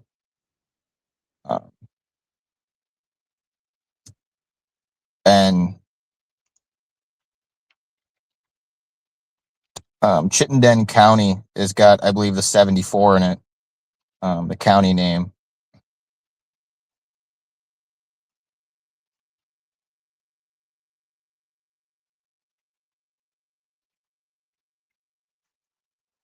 What about the 201 starts? And yeah, Ted Musgrave too. It's interesting where he's from, because he's basically from 11 miles to the Wisconsin border. You have Kevin LePage, they're out in Vermont, where he's from. And Ted Musgrave, he's from Lake County, and Lake County's got the 127. It's interesting. He's basically from 11 miles to the Wisconsin border, and Waukegan, Illinois, and Waukegan has the 83, the 29, and the 43 like NASCAR. Also the 133, like government stuff. Illinois has got that 45 and 54. Waukegan, Illinois has the 74 and 97. It's really weird too. Charles Glenn Little in Waukegan, Illinois is a 3 out of 4 cipher match, the 182, the 74, the 97. It's kind of interesting. Waukegan IL for Illinois equals 58. So Waukegan's got that 80, like I said, the 83, the 29, 133, 43. Illinois, that 45, 54. So kind of interesting places where LePage and Musgrave are from. Sharing that 16 really in the same season and stuff and all that. And what's Musgrave up to nowadays? Because like if he's been out of the limelight a while, I wouldn't be, people wouldn't be surprised for him to die. He's 70 years old now. Yeah. In fact, just turned 70, so he's in his 71st year alive.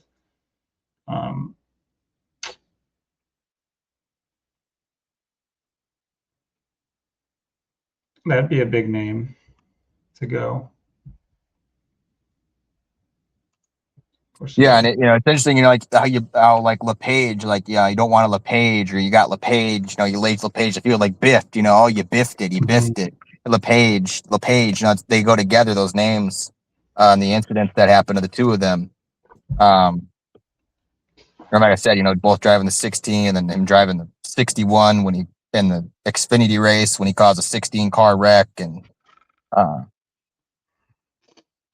yeah, because Kevin's got those interesting numbers too. I wouldn't be surprised if something happens to him. Also, LePage equals 26 and 46, so he might be getting sacrificed here in 2026. That 116's in there too.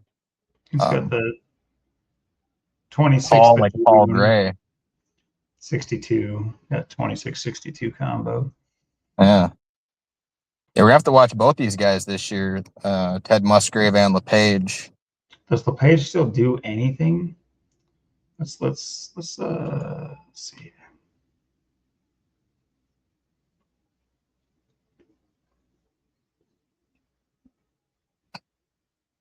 On this day 15 years ago. I just got to keep bringing it up. I'm sure every year they repost this. It's like, There's one pole. literally, it's just every video is. You're right. His legacy is that crash. That's crazy.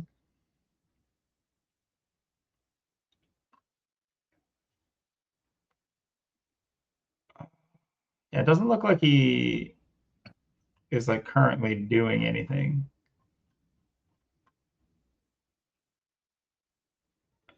Just chilling. Yeah. Him and Musgrave waiting for their time. Chamber Mayfield. Yeah, he's a very interesting person. Mayfield. He had a very interesting career. Like I said, that the day Chad Little had his best finish, Mayfield was on pole. Chad Little started fifth, and Mayfield led the most laps. And he was actually, that was his best year, was 1998. He finished seventh that year. And he did. He was really good in like the first half around 98 when it was Musgrave in like that 16 car. Like by the time LePage stepped in, the very beginning of 98, like he was leading the standings. That was when Gordon had his best year and stuff. So Mayfield was really doing well, especially towards the beginning of 98. That was his first year in the 12 mobile car.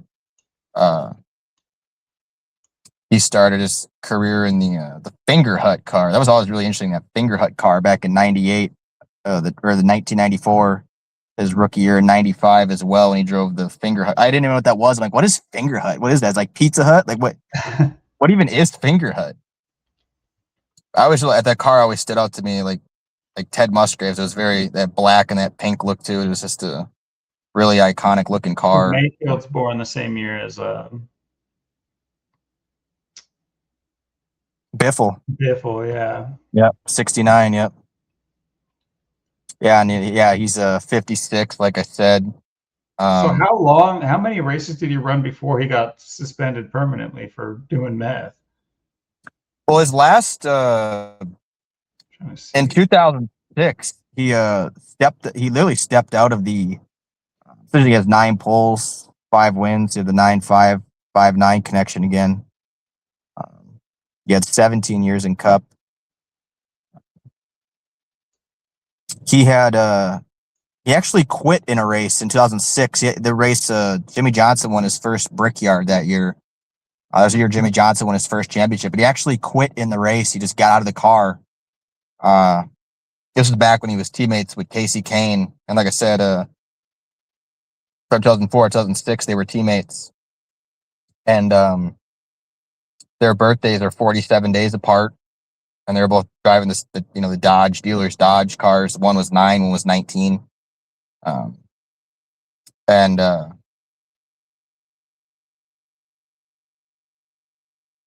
His birthday is 210 days before Greg Biffle's as well. 210, kind of like 201 in there as well. Jeremy Allen Mayfield's got the 102 in his name, the 87. Jeremy Mayfield has the 7 equals 74. Jeremy's got the 86. So he was already part owner of a team and had like an illustrious career. You know what? You know why I bring this whole meth thing up is just because that seems like an appropriate drug for the sport. Like an intense upper to be able to do hour-long races and just be like fucking wired to go. I bet a lot of homies were doing meth or drugs like it. Speed. Speed's an appropriate drug. I Yeah. need more speed. Well, you need to get you down to the garage so we can get you some new tires. No, not that guy. Yeah, and he, he had such a interesting career, uh, the way he was coming up and stuff, and how it all kind of ended there. Because he had a bunch of stuff. There was like a dog incident. Then he was like tested like meth and stuff. Then I think he was like arrested and stuff. And then like they said he's saying that NASCAR like staged and ruined his career and like planted all this stuff on him and did all this stuff Really? to him. And yeah, it's there's a lot of controversy with him in NASCAR, and it's I know like Aaron Crocker was part of it too, and like part of his firing and stuff, and issues with Ray Evernham and stuff. Them not like getting along and things like that, and because he really, I mean, he's the only driver to like ever like back in the was it 90 or 2000 when he won the Pocono race against Dale Earnhardt, where he bumped him out of the way or whatever, and he's like the only driver to like kind of ever do that to Dale Earnhardt and stuff, and pick up a victory. And he made the first two chases in 2004 and 2005 for Evernham too. Those were Kane's first full two seasons, and he made the chase both those years. And like I said, in 2006, he just ended up quitting, walking off during a race at the Brickers, get out of the car, and he wasn't doing well all in 2006. He was really having a bad year. Yeah, then he came back in 2007. I know he was driving like the 37 car part time. And he had some other, I think, races after that in cars that he drove. But yeah, I mean, I a lot of it was there. I think he was doing he had some Adderall or something, and he tested positive for like meth and stuff. But then there was like Adderall, multiple tests. Claritin. Yeah, there was multiple tests done on him where he was like tested positive, and then he was saying that like NASCAR was like planting stories and stuff and trying to do things. And then there was like a robbery too. There was like a robbery where like apparently like there was a bunch of stuff that got stolen, and like he said he wasn't involved in it or something, but he was saying that he was being framed or something by NASCAR, that he was doing all this or like stealing this stuff. There was an incident with like a dog too, like a dog of his, I think, like bit someone. There was an issue with it. There's a bunch of stuff on him. He is a very Well, for interesting any of the person. NASCAR fans out there seems to be a documentary called The Mayfield Story. So if anybody gets a chance to watch that and give us the cliff notes, I'm sure Austin, you get the cliff notes of all the things that happened, but to go through and like research them right this second wouldn't be very uh,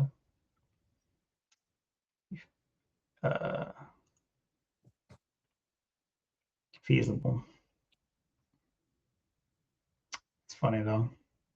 Adderall is another one of the drugs that I'm sure a lot of them are on. Yeah, yeah.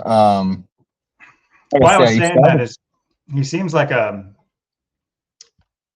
you know, kind of like Barry Bonds and things of that nature. I was just like, oh, Barry Bonds uses steroids. Get him.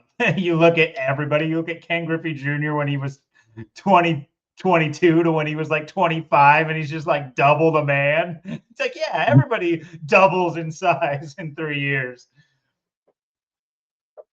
Got to put the work in, Uh, man. yeah, it's just a lot of work, a lot of cheeseburgers and work. But scapegoat, that's the word I'm looking for. Yeah, it seems like a scapegoat situation where potentially they had like the potential for a big scandal, and so they kind of condense it down to one or two guys in order to make it seem like it's very, look at the year we're having now in the NBA. Oh, the Blazers and the Raptors were betting. That's it. It's just the Blazers and the Raptors. They were just doing stuff, just Canada and Portland were just the conspiring. No, bitch. They're all fucking in leagues with Vegas. They're all fucking cheating. It's rigged. The shit's rigged. Got the guy named Rose Garden in leagues with the team that plays in the Rose Garden. Get the fuck out of here. You guys don't know Terry Rozier's name means Rose Garden. It's stupid. Yeah, it's like his name, Mayfield, and everyone's calling him Methfield after all that was happening, like Methfield. And they were making all these jokes and stuff. And clever. Yeah, I did research. I did watch videos on it too. I forget like what they say. I think it might have been like guns too, or ammo, or something that was. They say they or found a bunch of money or something. That there was this meth. robbery and stealing, and it's a crazy. Like his stuff is crazy. Like if you look into, I can't remember because it's been a minute.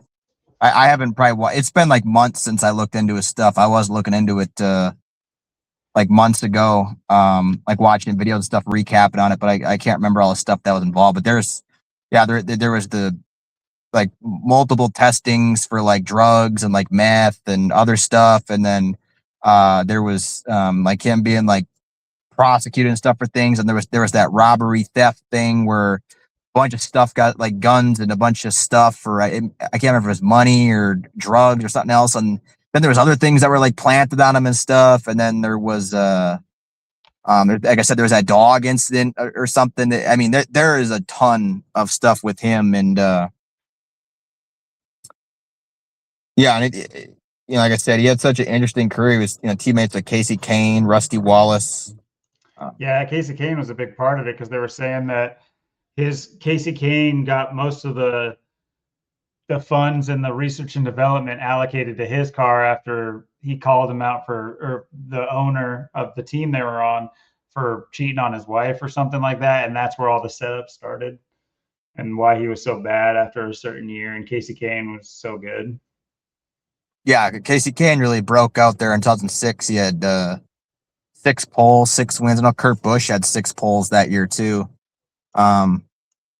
That was the year Mayfield did really bad and struggled. So it was all Casey Kane from like there and that point forward. But yeah, like I said, Finger Hut being his first spot, 54, 95 or 54 and 45, whatever it equals. But I was always like, what is Finger Hut? And so like, what is this? Finger Hut car equals 67 and 68 too. But just so interesting how he started off in that. He had the poor guy. That's his name. This guy named Finger Hut. But anyway, Finger Hut, the company, is an American catalog and online retailer. It's just like, bro, what the fuck? That's how you know shit is ritualistic. No, who would pick the name Finger Hut? It's crazy. Yeah, I was the one. I always looked at his car. I'm like, what is that? I'm like, what is this car? It's black, pink, and it's got 2 fingers on it. What does that even mean? What's funny is like the more popular Finger Hut is this Jewish guy named Eric David Finger Hut, born on May 6th. An American politician, attorney, and academic administrator serving as the president and CEO of the Jewish Federations of North America. Sounds like they're doing good work.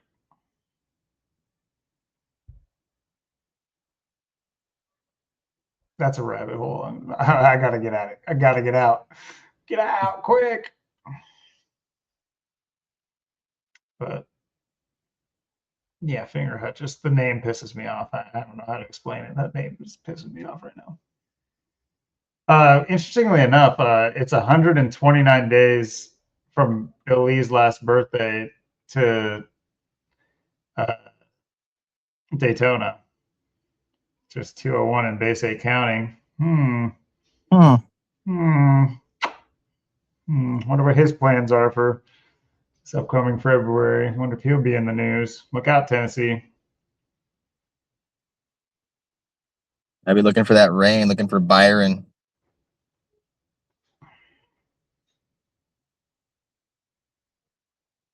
I mean, wouldn't it be his third?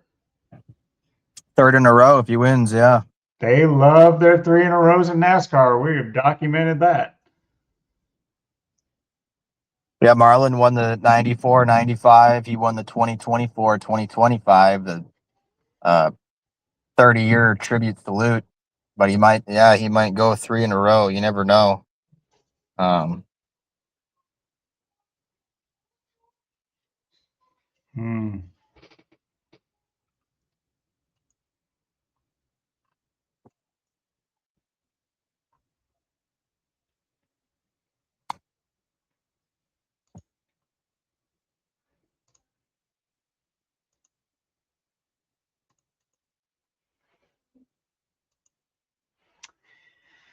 Interesting. 4 months, 6 days could be a sacrifice. Yeah, I saw that. Also,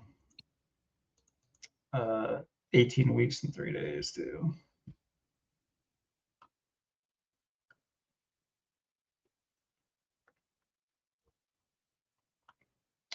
Maybe Bill Lee doesn't make it to February.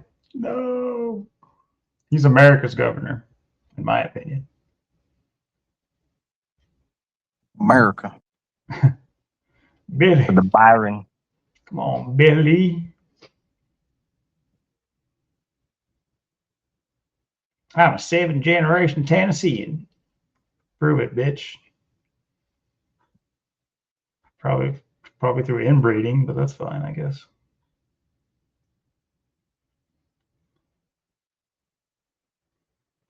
Yeah, Mayfield had the RCA card too. RCA equals 59.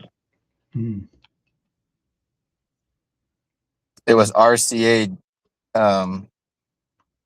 DSS also. That equals 19 and 44. A lot of Seattle connections too with those numbers. Keep popping up the 1944.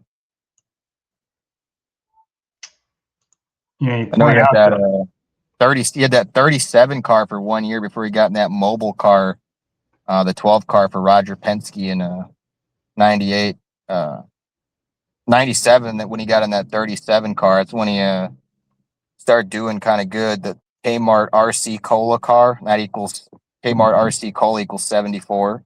Also equals 43, like NASCAR again. Kmart's got the 72. RC Cola's got the 52, 25, 110, 38. RC Cola will kill you with that 38. RC's got the 21, 12, 33.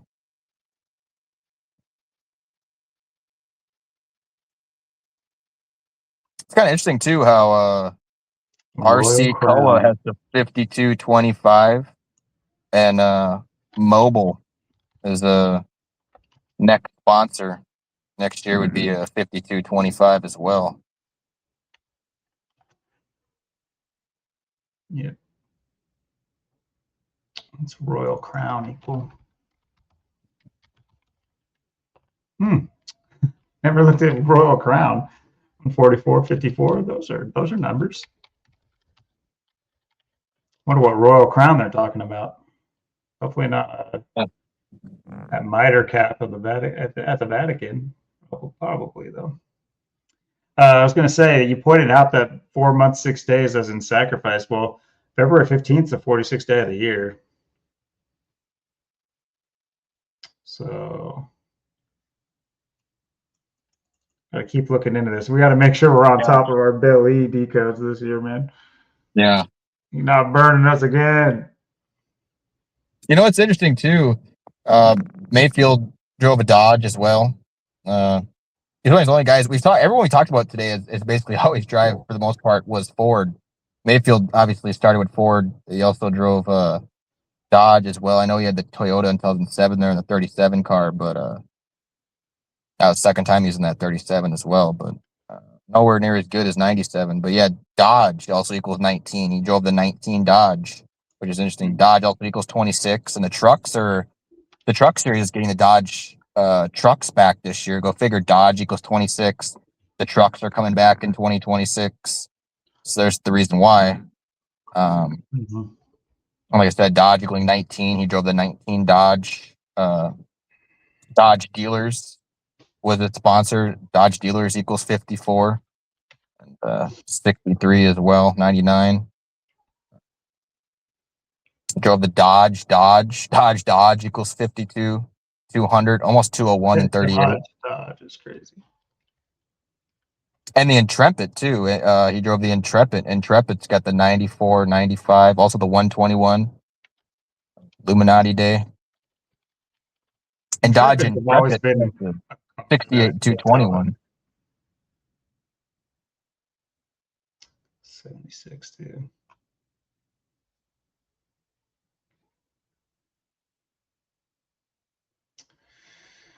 Very interesting, man. Excuse my yawning, my stretching, but yeah, I mean, just the 16, the combination. It's so funny too because a little preview for you guys for the thumbnail. I had like, I still will. You'll see it, but it's like a witch's cauldron, and like it has like NASCAR and NFL, just showing that they're all like combined in. And I made that, when I got home this morning or today. And it's just so funny that like the Salem connections, the Winston-Salem. That's why I kind of was just like, huh, it's weird because I mean, obviously it's a different Salem than the Salem, was it Massachusetts or whatever, where there's the witch trials, Salem witch trials. But it's just so funny hearing Salem as often as we did, because there was the other Salem that came up as well, and of course there's the Salem, Oregon, and makes you wonder why these that's maybe something to look into as well. These recurring city names and figuring out exactly why they are the way they are. But And speaking of the, one last thing we got to talk about too. Obviously, we going back to again North Carolina and the Little was Drew Little. Another picture that pops up. Oh yeah, when you look at Chad Little, besides Greg Biffle's National Guard 16 car, and then his 16 car with Biffle right on it that's parked next to Chad Little's car. Yeah, this is wild. Other guy pops up that I just had to research when you Google image Chad Little. Again, this was another massive kicker. Playing for the Tar Heels is number 61. Of course, 61. And you can't make it up. Should have saved it. Yeah, it might pop up if you just do Chad Little. I know I've seen it too. Here it is. Yep. Mr. Little. And his dad's name is Chad Little, and his mom is Rebecca. I think his birthday's February 26th. And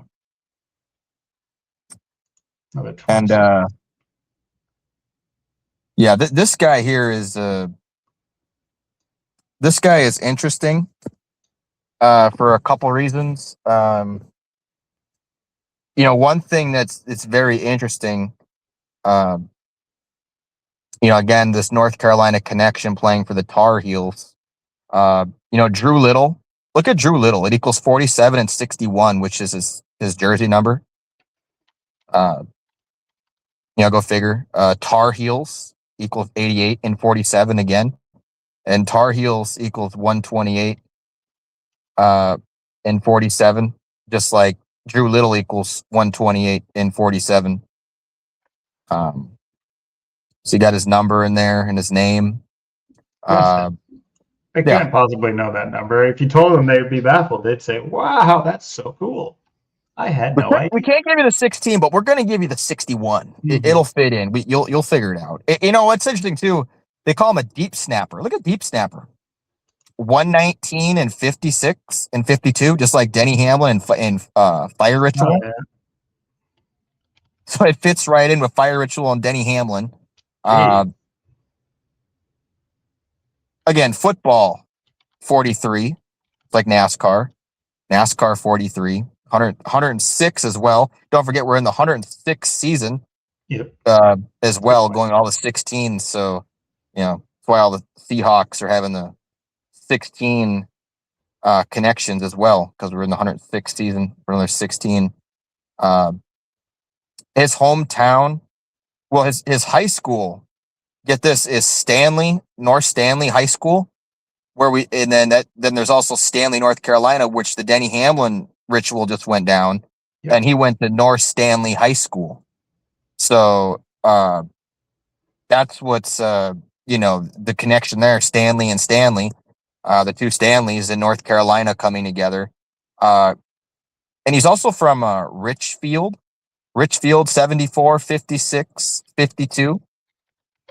Richfield, North Carolina, 222 and 123. So you have Order Out of Chaos. 129. Yep. Order Out. Yep.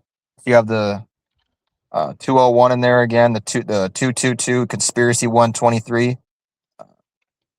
Richfield NC, if you write it out, is it's got 206, the Seattle area code, in 62, 64, and 91. It's very interesting how, like I said, how he comes into this, finding this in the time that I did to, right after this, literally right after this happened, with like a day after the Denny Hamlin thing, I found this out, or the day after that. I sent you all this stuff with the Greg Biffle car, was saying with Chad Little's name on it. When you Google search Chad Little's images, Chad Little's name coming up on Greg Biffle's car, and it's the only car that comes up, another driver that comes up besides Chad Little in his car. Is like, what are the chances of that? And they even replaced it with a new picture of Greg Biffle with his car next to Chad Little, undeniable, only to give you this other Little with a dad's name of Chad Little and Rebecca Little.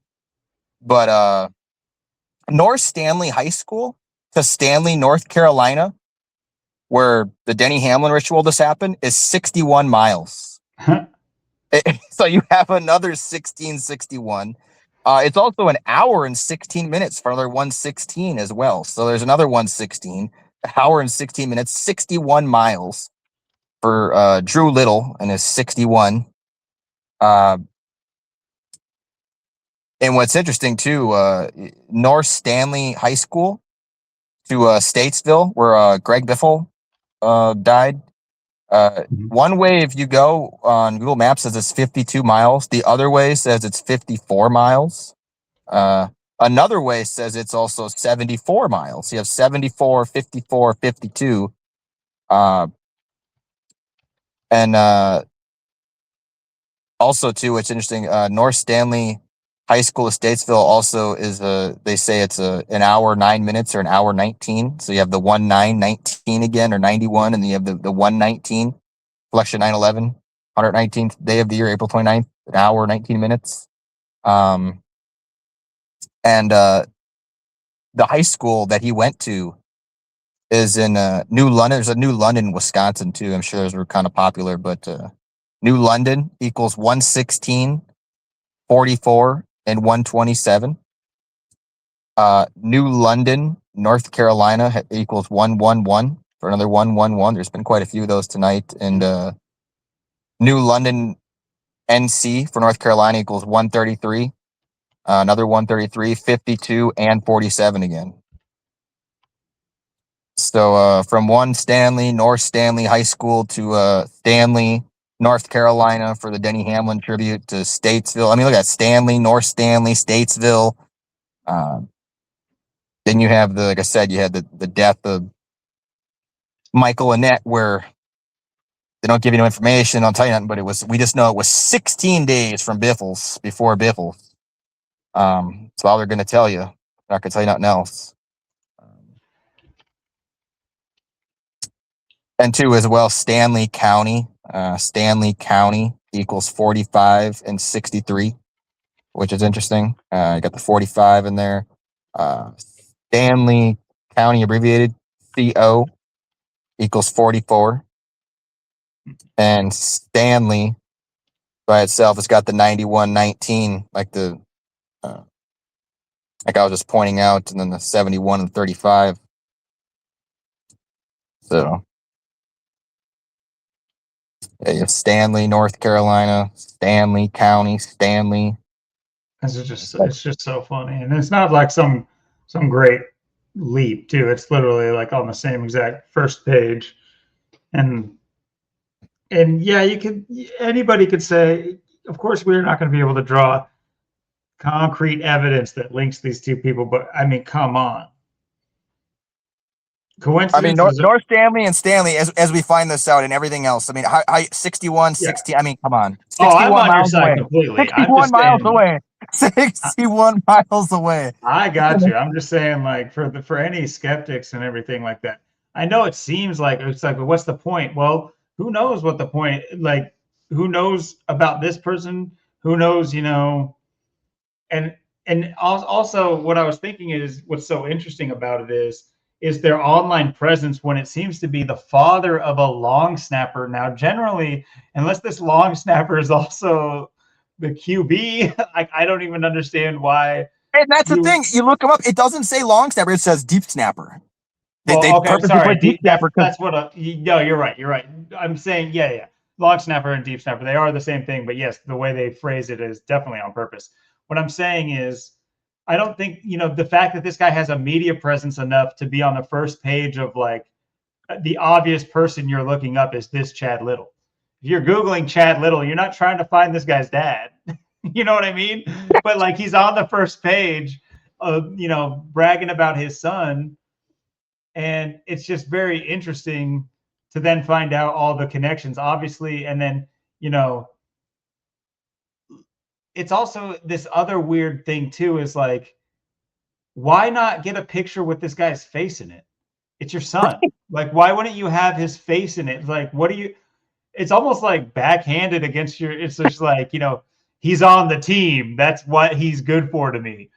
Not like who the you guy. see the I mean, sex in this one right here, bro. You see what I'm showing you. I mean, that's what it's like. It's like just showing his back. So I'm like, what is well, this? it's I had to because look their this up. name, the name equals 61, so they got to get that in there. So it's just Yeah. so here's what I'll posit. I find it. I would not be surprised to find out that Drew Little has connections to secret societies in some form or fashion. I love how this is coming down to like calling out like a actual person that's not like a celebrity. We know we know about you, Drew Little, and we're coming for you.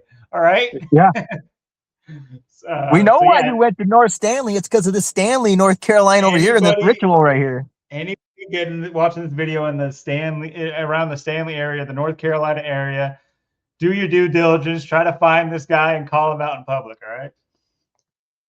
Make sure you take the 61-mile trip. It's gonna be well worth it. You can map this out.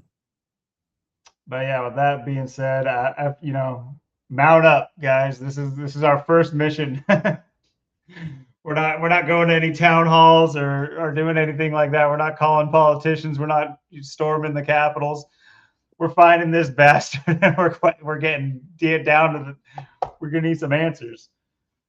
But yeah, dude, very very good stuff today, Austin. Great presentation, great information. Um, And it's what's crazy about it too is like there's bound to be more. And I don't see this just being a one-off thing. Obviously you've linked so many things to what most people would just say is like, oh, Greg Biffle died. They won't even like say Michael Annett in the same sentence, even though they're like 2 weeks apart. 16 And they, days. yeah, exactly. And they won't link the 10 days later Denny Hamlin fire either. They just cannot do it. Their brain won't let them make those connections. Subconsciously, they might be able to, but they can't like break through that cognitive dissonance barrier that they impose on themselves. Well, I say they do it, but really it's programming. But once again, break through it. Do your guys. It's just like when you see truth, go with the truth. Stop denying the truth that's right in front of you. At some point, nobody else can make you see the truth for you. They can show you the truth, but they can't make you see it. As fucked up as that sounds, because once you show somebody the truth, they should see the same truth that you see. But that's just not how it is. And I'm not talking about subjective truth. I'm talking about objective truth. So anyway, great presentation, dude. And this is, I'm sure, to be a gift that keeps on giving. Like we said, 6 weeks, a month and a half until Daytona, and there's sure to be more fireworks. That's sure to be more going down than, I mean, even though this, people would consider this a lot. I mean, you got two major deaths and, well, I guess three if you count his father, who greatly sacrificed for him. Yep. And then, so, it's going to be on the community as a whole too. It's like, we got to figure out what this means, because, I don't think I alluded to this, but I don't think I remember saying it outright, maybe other than before we started. But, we have been putting Denny Hamlin on that guy's spot. Like, we have been calling him that guy in NASCAR. They use Denny Hamlin like crazy. And I'm not saying he's like a pawn. He's in on it. He is willing to be used and as that like linchpin to keep the narrative going. We've been pointing this out over half this last season. We knew he was that guy. This is before his almost before his almost three-peat, before almost winning it all. We were like, this guy is going, he's just because of how integral he was in so many other wins and losses. Talk about the Bubba Wallace incident. There was who's the other guy?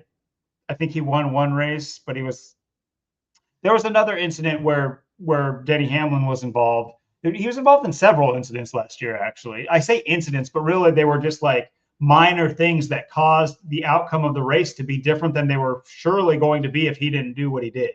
So he was definitely used as that like narrative, making sure the narrative that he's getting in his headset goes on, takes place. And that's me being really generous, because I think that there's a lot of scripting and a lot of staging, to the point where here's what it is. You don't need to convince me that everybody's in on it. It's like, it's that the whole theory, if the tree's poisonous, like, why would I trust the leaf? It's much better, in my opinion, to have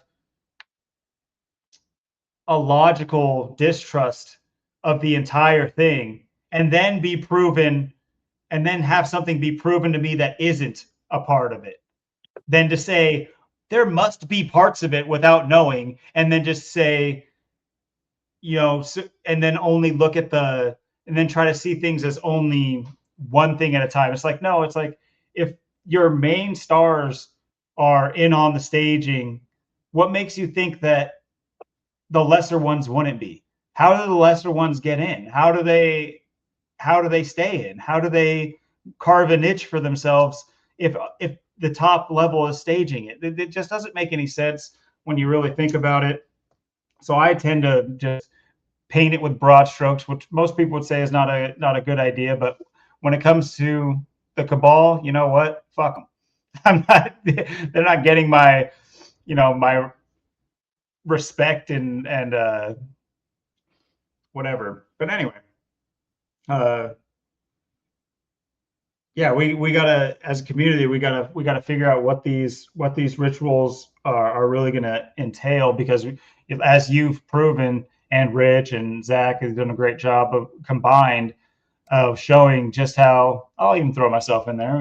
We kind of cooked on that whole Phillip Rivers thing with the NFL and NASCAR being inextricably linked, and then of course throw Michael Jordan in there, and you got basketball. So it's just, it's all one big pot of bullshit. But in order to kind of see what they have planned for us, you got to try your best to be one step ahead of them, and and breaking these things down and trying to understand where they'll take these things. And that's kind of where we gotta do it. And I say we did a pretty good job last year with NASCAR, at least. But I say NASCAR, but it also came with news and things of that nature that we were able to see past and see through, because we knew of these narratives. So that's what I'm saying. So I'm not saying, oh, we all need to become better sports buffs at this. No, I really am saying this so that we have a clear picture of everything as a whole, because it really is all combined. Yeah, I mean, plane crash equals 97. You got the big green 97. I mean, it just it couldn't be any more linked up. And It's like I was showing too. I mean, even like, what with Chad Little's kid from North Carolina. I mean, April 16th, the 16, uh, undeniable there, April 16th, the 106th day of the year, holding up a giant check for $1,600 in the 97 car that, Chad Little drove. Chad Little, the 9 + 7, 16, April 16th. So there's 16. You have the 106th day for $1,600 is undeniable. When you Google it, image it was the first picture that popped up when you put them in. And like I said, you even look at I don't know how much they're watching us with this, and I know that's probably why they messed up that.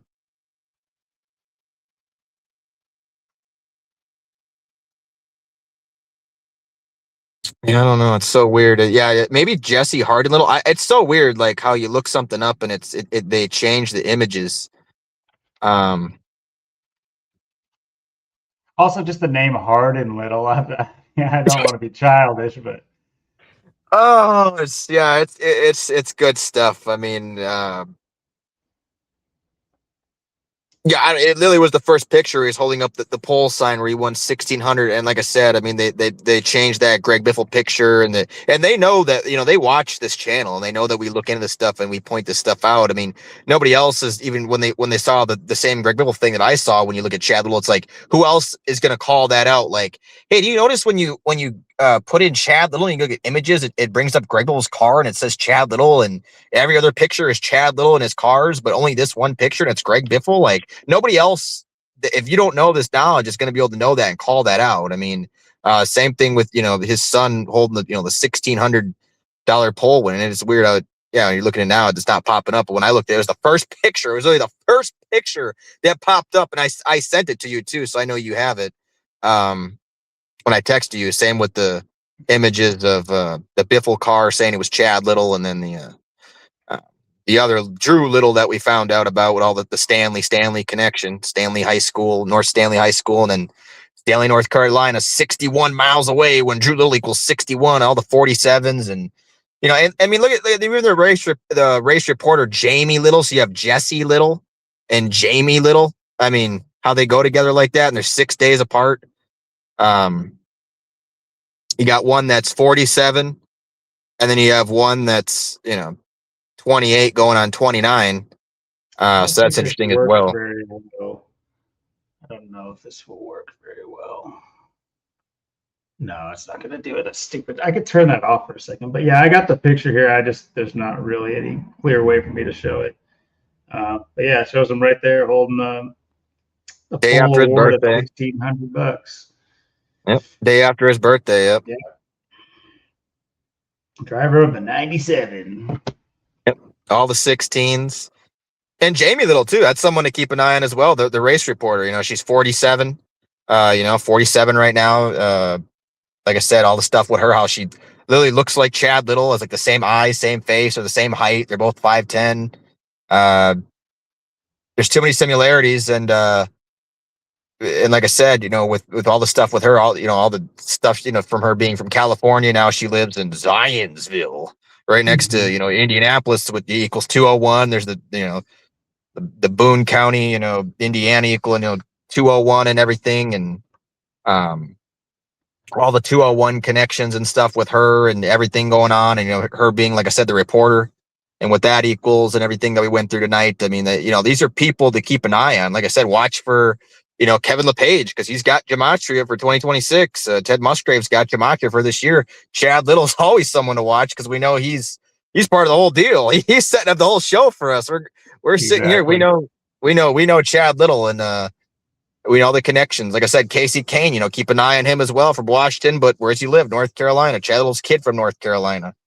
And I'm surprised Jamie Little didn't move to North Carolina. Next thing you know, we're going to be reading a report saying, she's had enough of Zionsville. She's heading for Charlotte, North Carolina now. She couldn't take it up there no more. So that'll be what we're going to be reading next. I mean, the way the mockery set up, and like I said, the 106th season of NFL, NASCAR equals 106. These things are linked. Like we talked about, that Phillip Rivers, you had Rivers come out of retirement, John Cena going into retirement, literally a day apart from one another. Just like you had, Chad Little, Greg Biffle starting his career, Chad Little ending his career, both for Jack Roush, from Washington State, same team, same state. One guy coming in, one guy coming out. There's the things you got to watch out for. And with all these other things to look at, there's so much more to look at. And all these people that we met, Jerry Mayfield being 56, NASCAR equals 56, and all the stories of Jerry Mayfield, I won't be surprised if we see another story from him or something coming out. Or maybe just something paying tribute to it. Maybe some sort of like bust in NASCAR. Look out for that. That's a easy penciled in prediction right there. I'm with you on that. I think that, in fact, infamy is a way of like boosting viewership too. So it's like, it's definitely not always something good or grandiose that garners attention. A lot of times it's something negative. Think of like John Morant with this whole like gun thing, and that being paying homage to the Gilbert Arenas gun thing, and they love doing these repeat like negative publicity stunts that actually get them more viewership. Yeah, absolutely. I mean, I wouldn't be surprised if we even heard something with even Chad Little popping up anytime soon. With all the news we've been hearing, Washington State and the football, how all this stuff's connected. Was he named on that lawsuit?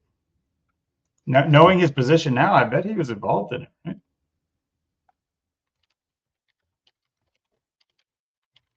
I wouldn't be surprised.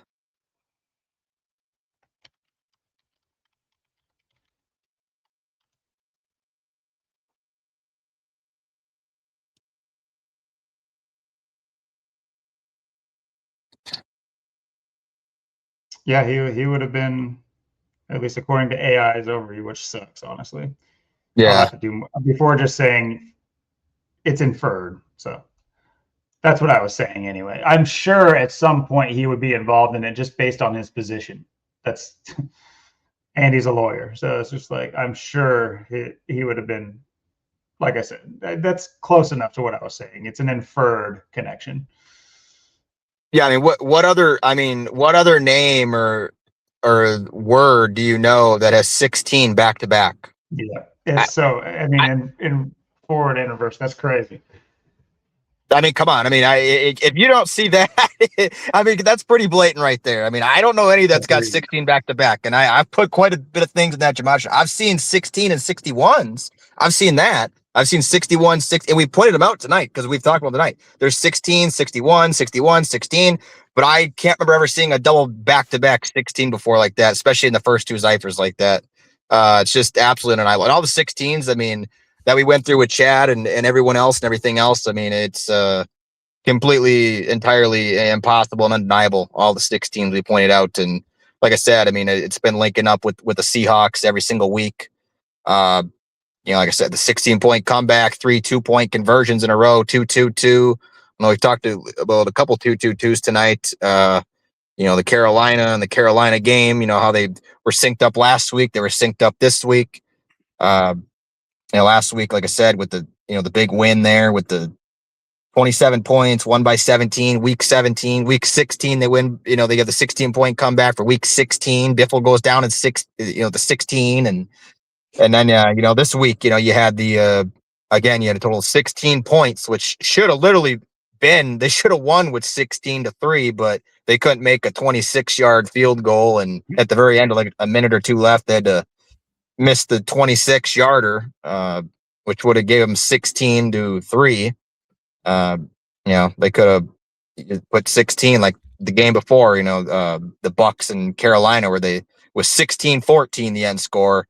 Could have been 16-3 again for two winning scores of 16, but no, they had to switch it up. They're like, that's too obvious if we do 16 again. Here, we'll just put 16 points in total. So we'll switch it up a bit. We'll just make them add those two together and we'll get 16 that way. So either way, any way you look at it, it was there. We've been calling it, and it's been crazy. I mean, I've been blowing up your phone with everything we've been talking about tonight throughout the week. And I've showed you all the pictures of all this, all the evidence, the videos. I mean, literally the video where LePage the field, Biffle's literally talking in that. He's literally in that. If you watch it, he's really talking in that about this. Musgrave, LePage, Mayfield, yeah, Chad Little, all of it's connected, and it's none of it's going away. Chad Little, we very might well be talking about Chad Little. I might find some more stuff that we got to talk about Chad Little next week. I mean, with the way things are going, I mean, it's not going away anytime soon. And you just see how the last month they've just been syncing it up week after week. Like that Phillip Rivers game, Rivers is the only one to have a touchdown in that game. The scores of these games have just been ridiculous. The way these games are playing out, the amount of points, the points are scored, the differentials between the points, the reasons they're either coming up with scores or not coming up with scores, or missing a field goal or not getting the field goal, or setting the score to equal this or equal that, or this many points. I mean, every week. I mean, I've been texting you saying, that the one that was going to be attributed to Greg Biffle, and that's exactly what it was. And then the last week as well, and then this week as well. And the Panthers played literally right before Seahawks yesterday, after their game yesterday or last week in North Carolina, with all this North Carolina, and just it's just it's absolutely undeniable. I mean, I tonight was just, I mean, everything we presented was just completely undeniable. I mean, and like I said, I mean, there's no one else that we know that, in the world that could make these connections if you don't have this knowledge to look at all this. And, and I do believe that's part of it too. I believe, they know that we're looking this stuff up, we're typing it out, we're putting it on episodes, we're exposing it. And that's why they got to, have this AI overview and change up the images on Google and hide stuff and mix things up, because they can't get too obvious with it. If it's too obvious and we see it and we call it out and we expose it, they got to change it up. I mean, they're changing it up during the day, during the week. I mean, we've seen it with episodes. We talk about something one week, we come back next week or the next day, and it's not even what they said it was. It's totally different. So, that's part of the times we're living in. We're living in times where, you have to really look for information, find it at the right time, or you're not going to find it at all. And with the way things are going right now, I mean, we're off to a roaring start. And like I said, I mean, the Seahawks right now, all this being linked up, all connected. Seahawks now, they have their best season ever. They've ever won 14 games in a season. Every time they've been the number one seed, they've gone to the Super Bowl. I mean, we might be seeing the Seahawks Denver Broncos part 2. We might see another rematch of them in the Super Bowl at this point, or kind of what it looks like right now, or what it seems like. The year of the horse, like when the year of the tiger with the Bengals, but the Bengals lost, but it's still the year of the tiger, so they were in it. That's the only time they went to the Super Bowl. I mean, that's how synced up it is. It's how rigged it is, how scripted it is, how fake it is. But I mean, we just did an outstanding job of it tonight, putting it all together. And I'd be interested to see if anyone else has anything to add from what we talked about tonight. There's a lot of information we went through. I had like 4 pages of notes, and like I said, I pretty much sent you pretty much everything already for the week and stuff as it was, because there was a lot and it was very deeply connected. And it's going to be very interesting to see where this all goes from here on out. The way things are shaping up right now. And like I said, we'll keep an eye, of course. The Seahawks don't have a game for another 2 weeks, but it's home season all the way to the Super Bowl at this point, and that's got to mean something absolutely major.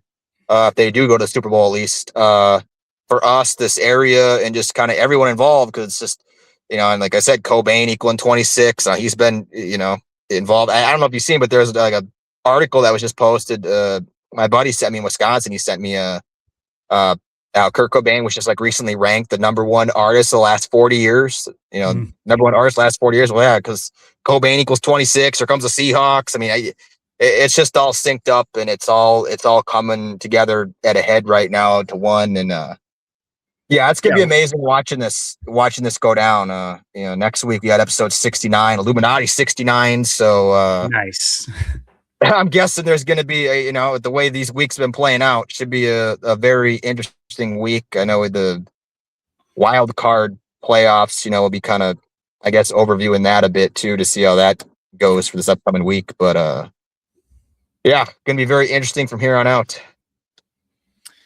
Yeah, and we'll do our best to keep you guys updated, because I'm sure a lot of the people who watch are living all over the country, maybe even out of the country, and the country, the only country. No, but Washington probably hasn't been as big of a deal in my lifetime since Cobain. So,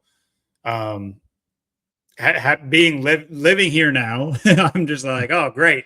We picked a great year to move here. Now we're just a highlight in the news, and that's never a good thing. Yeah. I've explained this. You don't want your team successful. Trust me. But on top of that, you don't want famous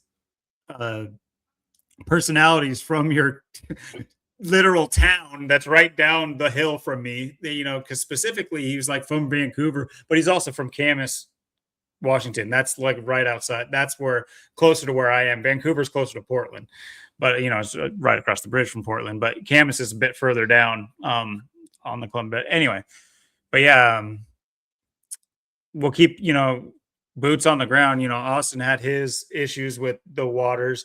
Now, listen, they've receded to a point, but here's the problem with that.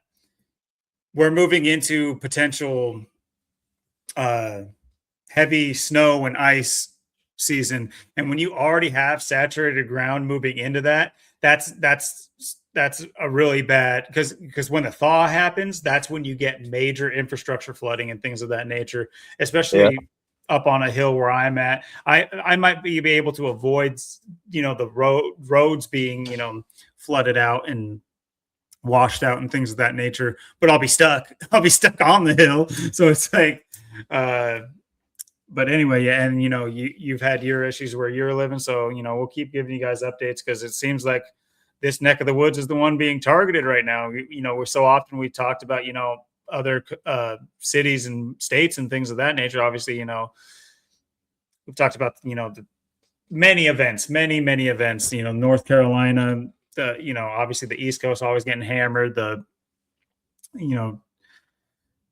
around Texas, and that hurricane belt type area, whether it's that or bridges being ran into, it's always some other city until it's now it's ours that's been, or statewide at least, has been, such heavily in the news, and that's never a good thing, guys. I don't care if it's your team winning the championship.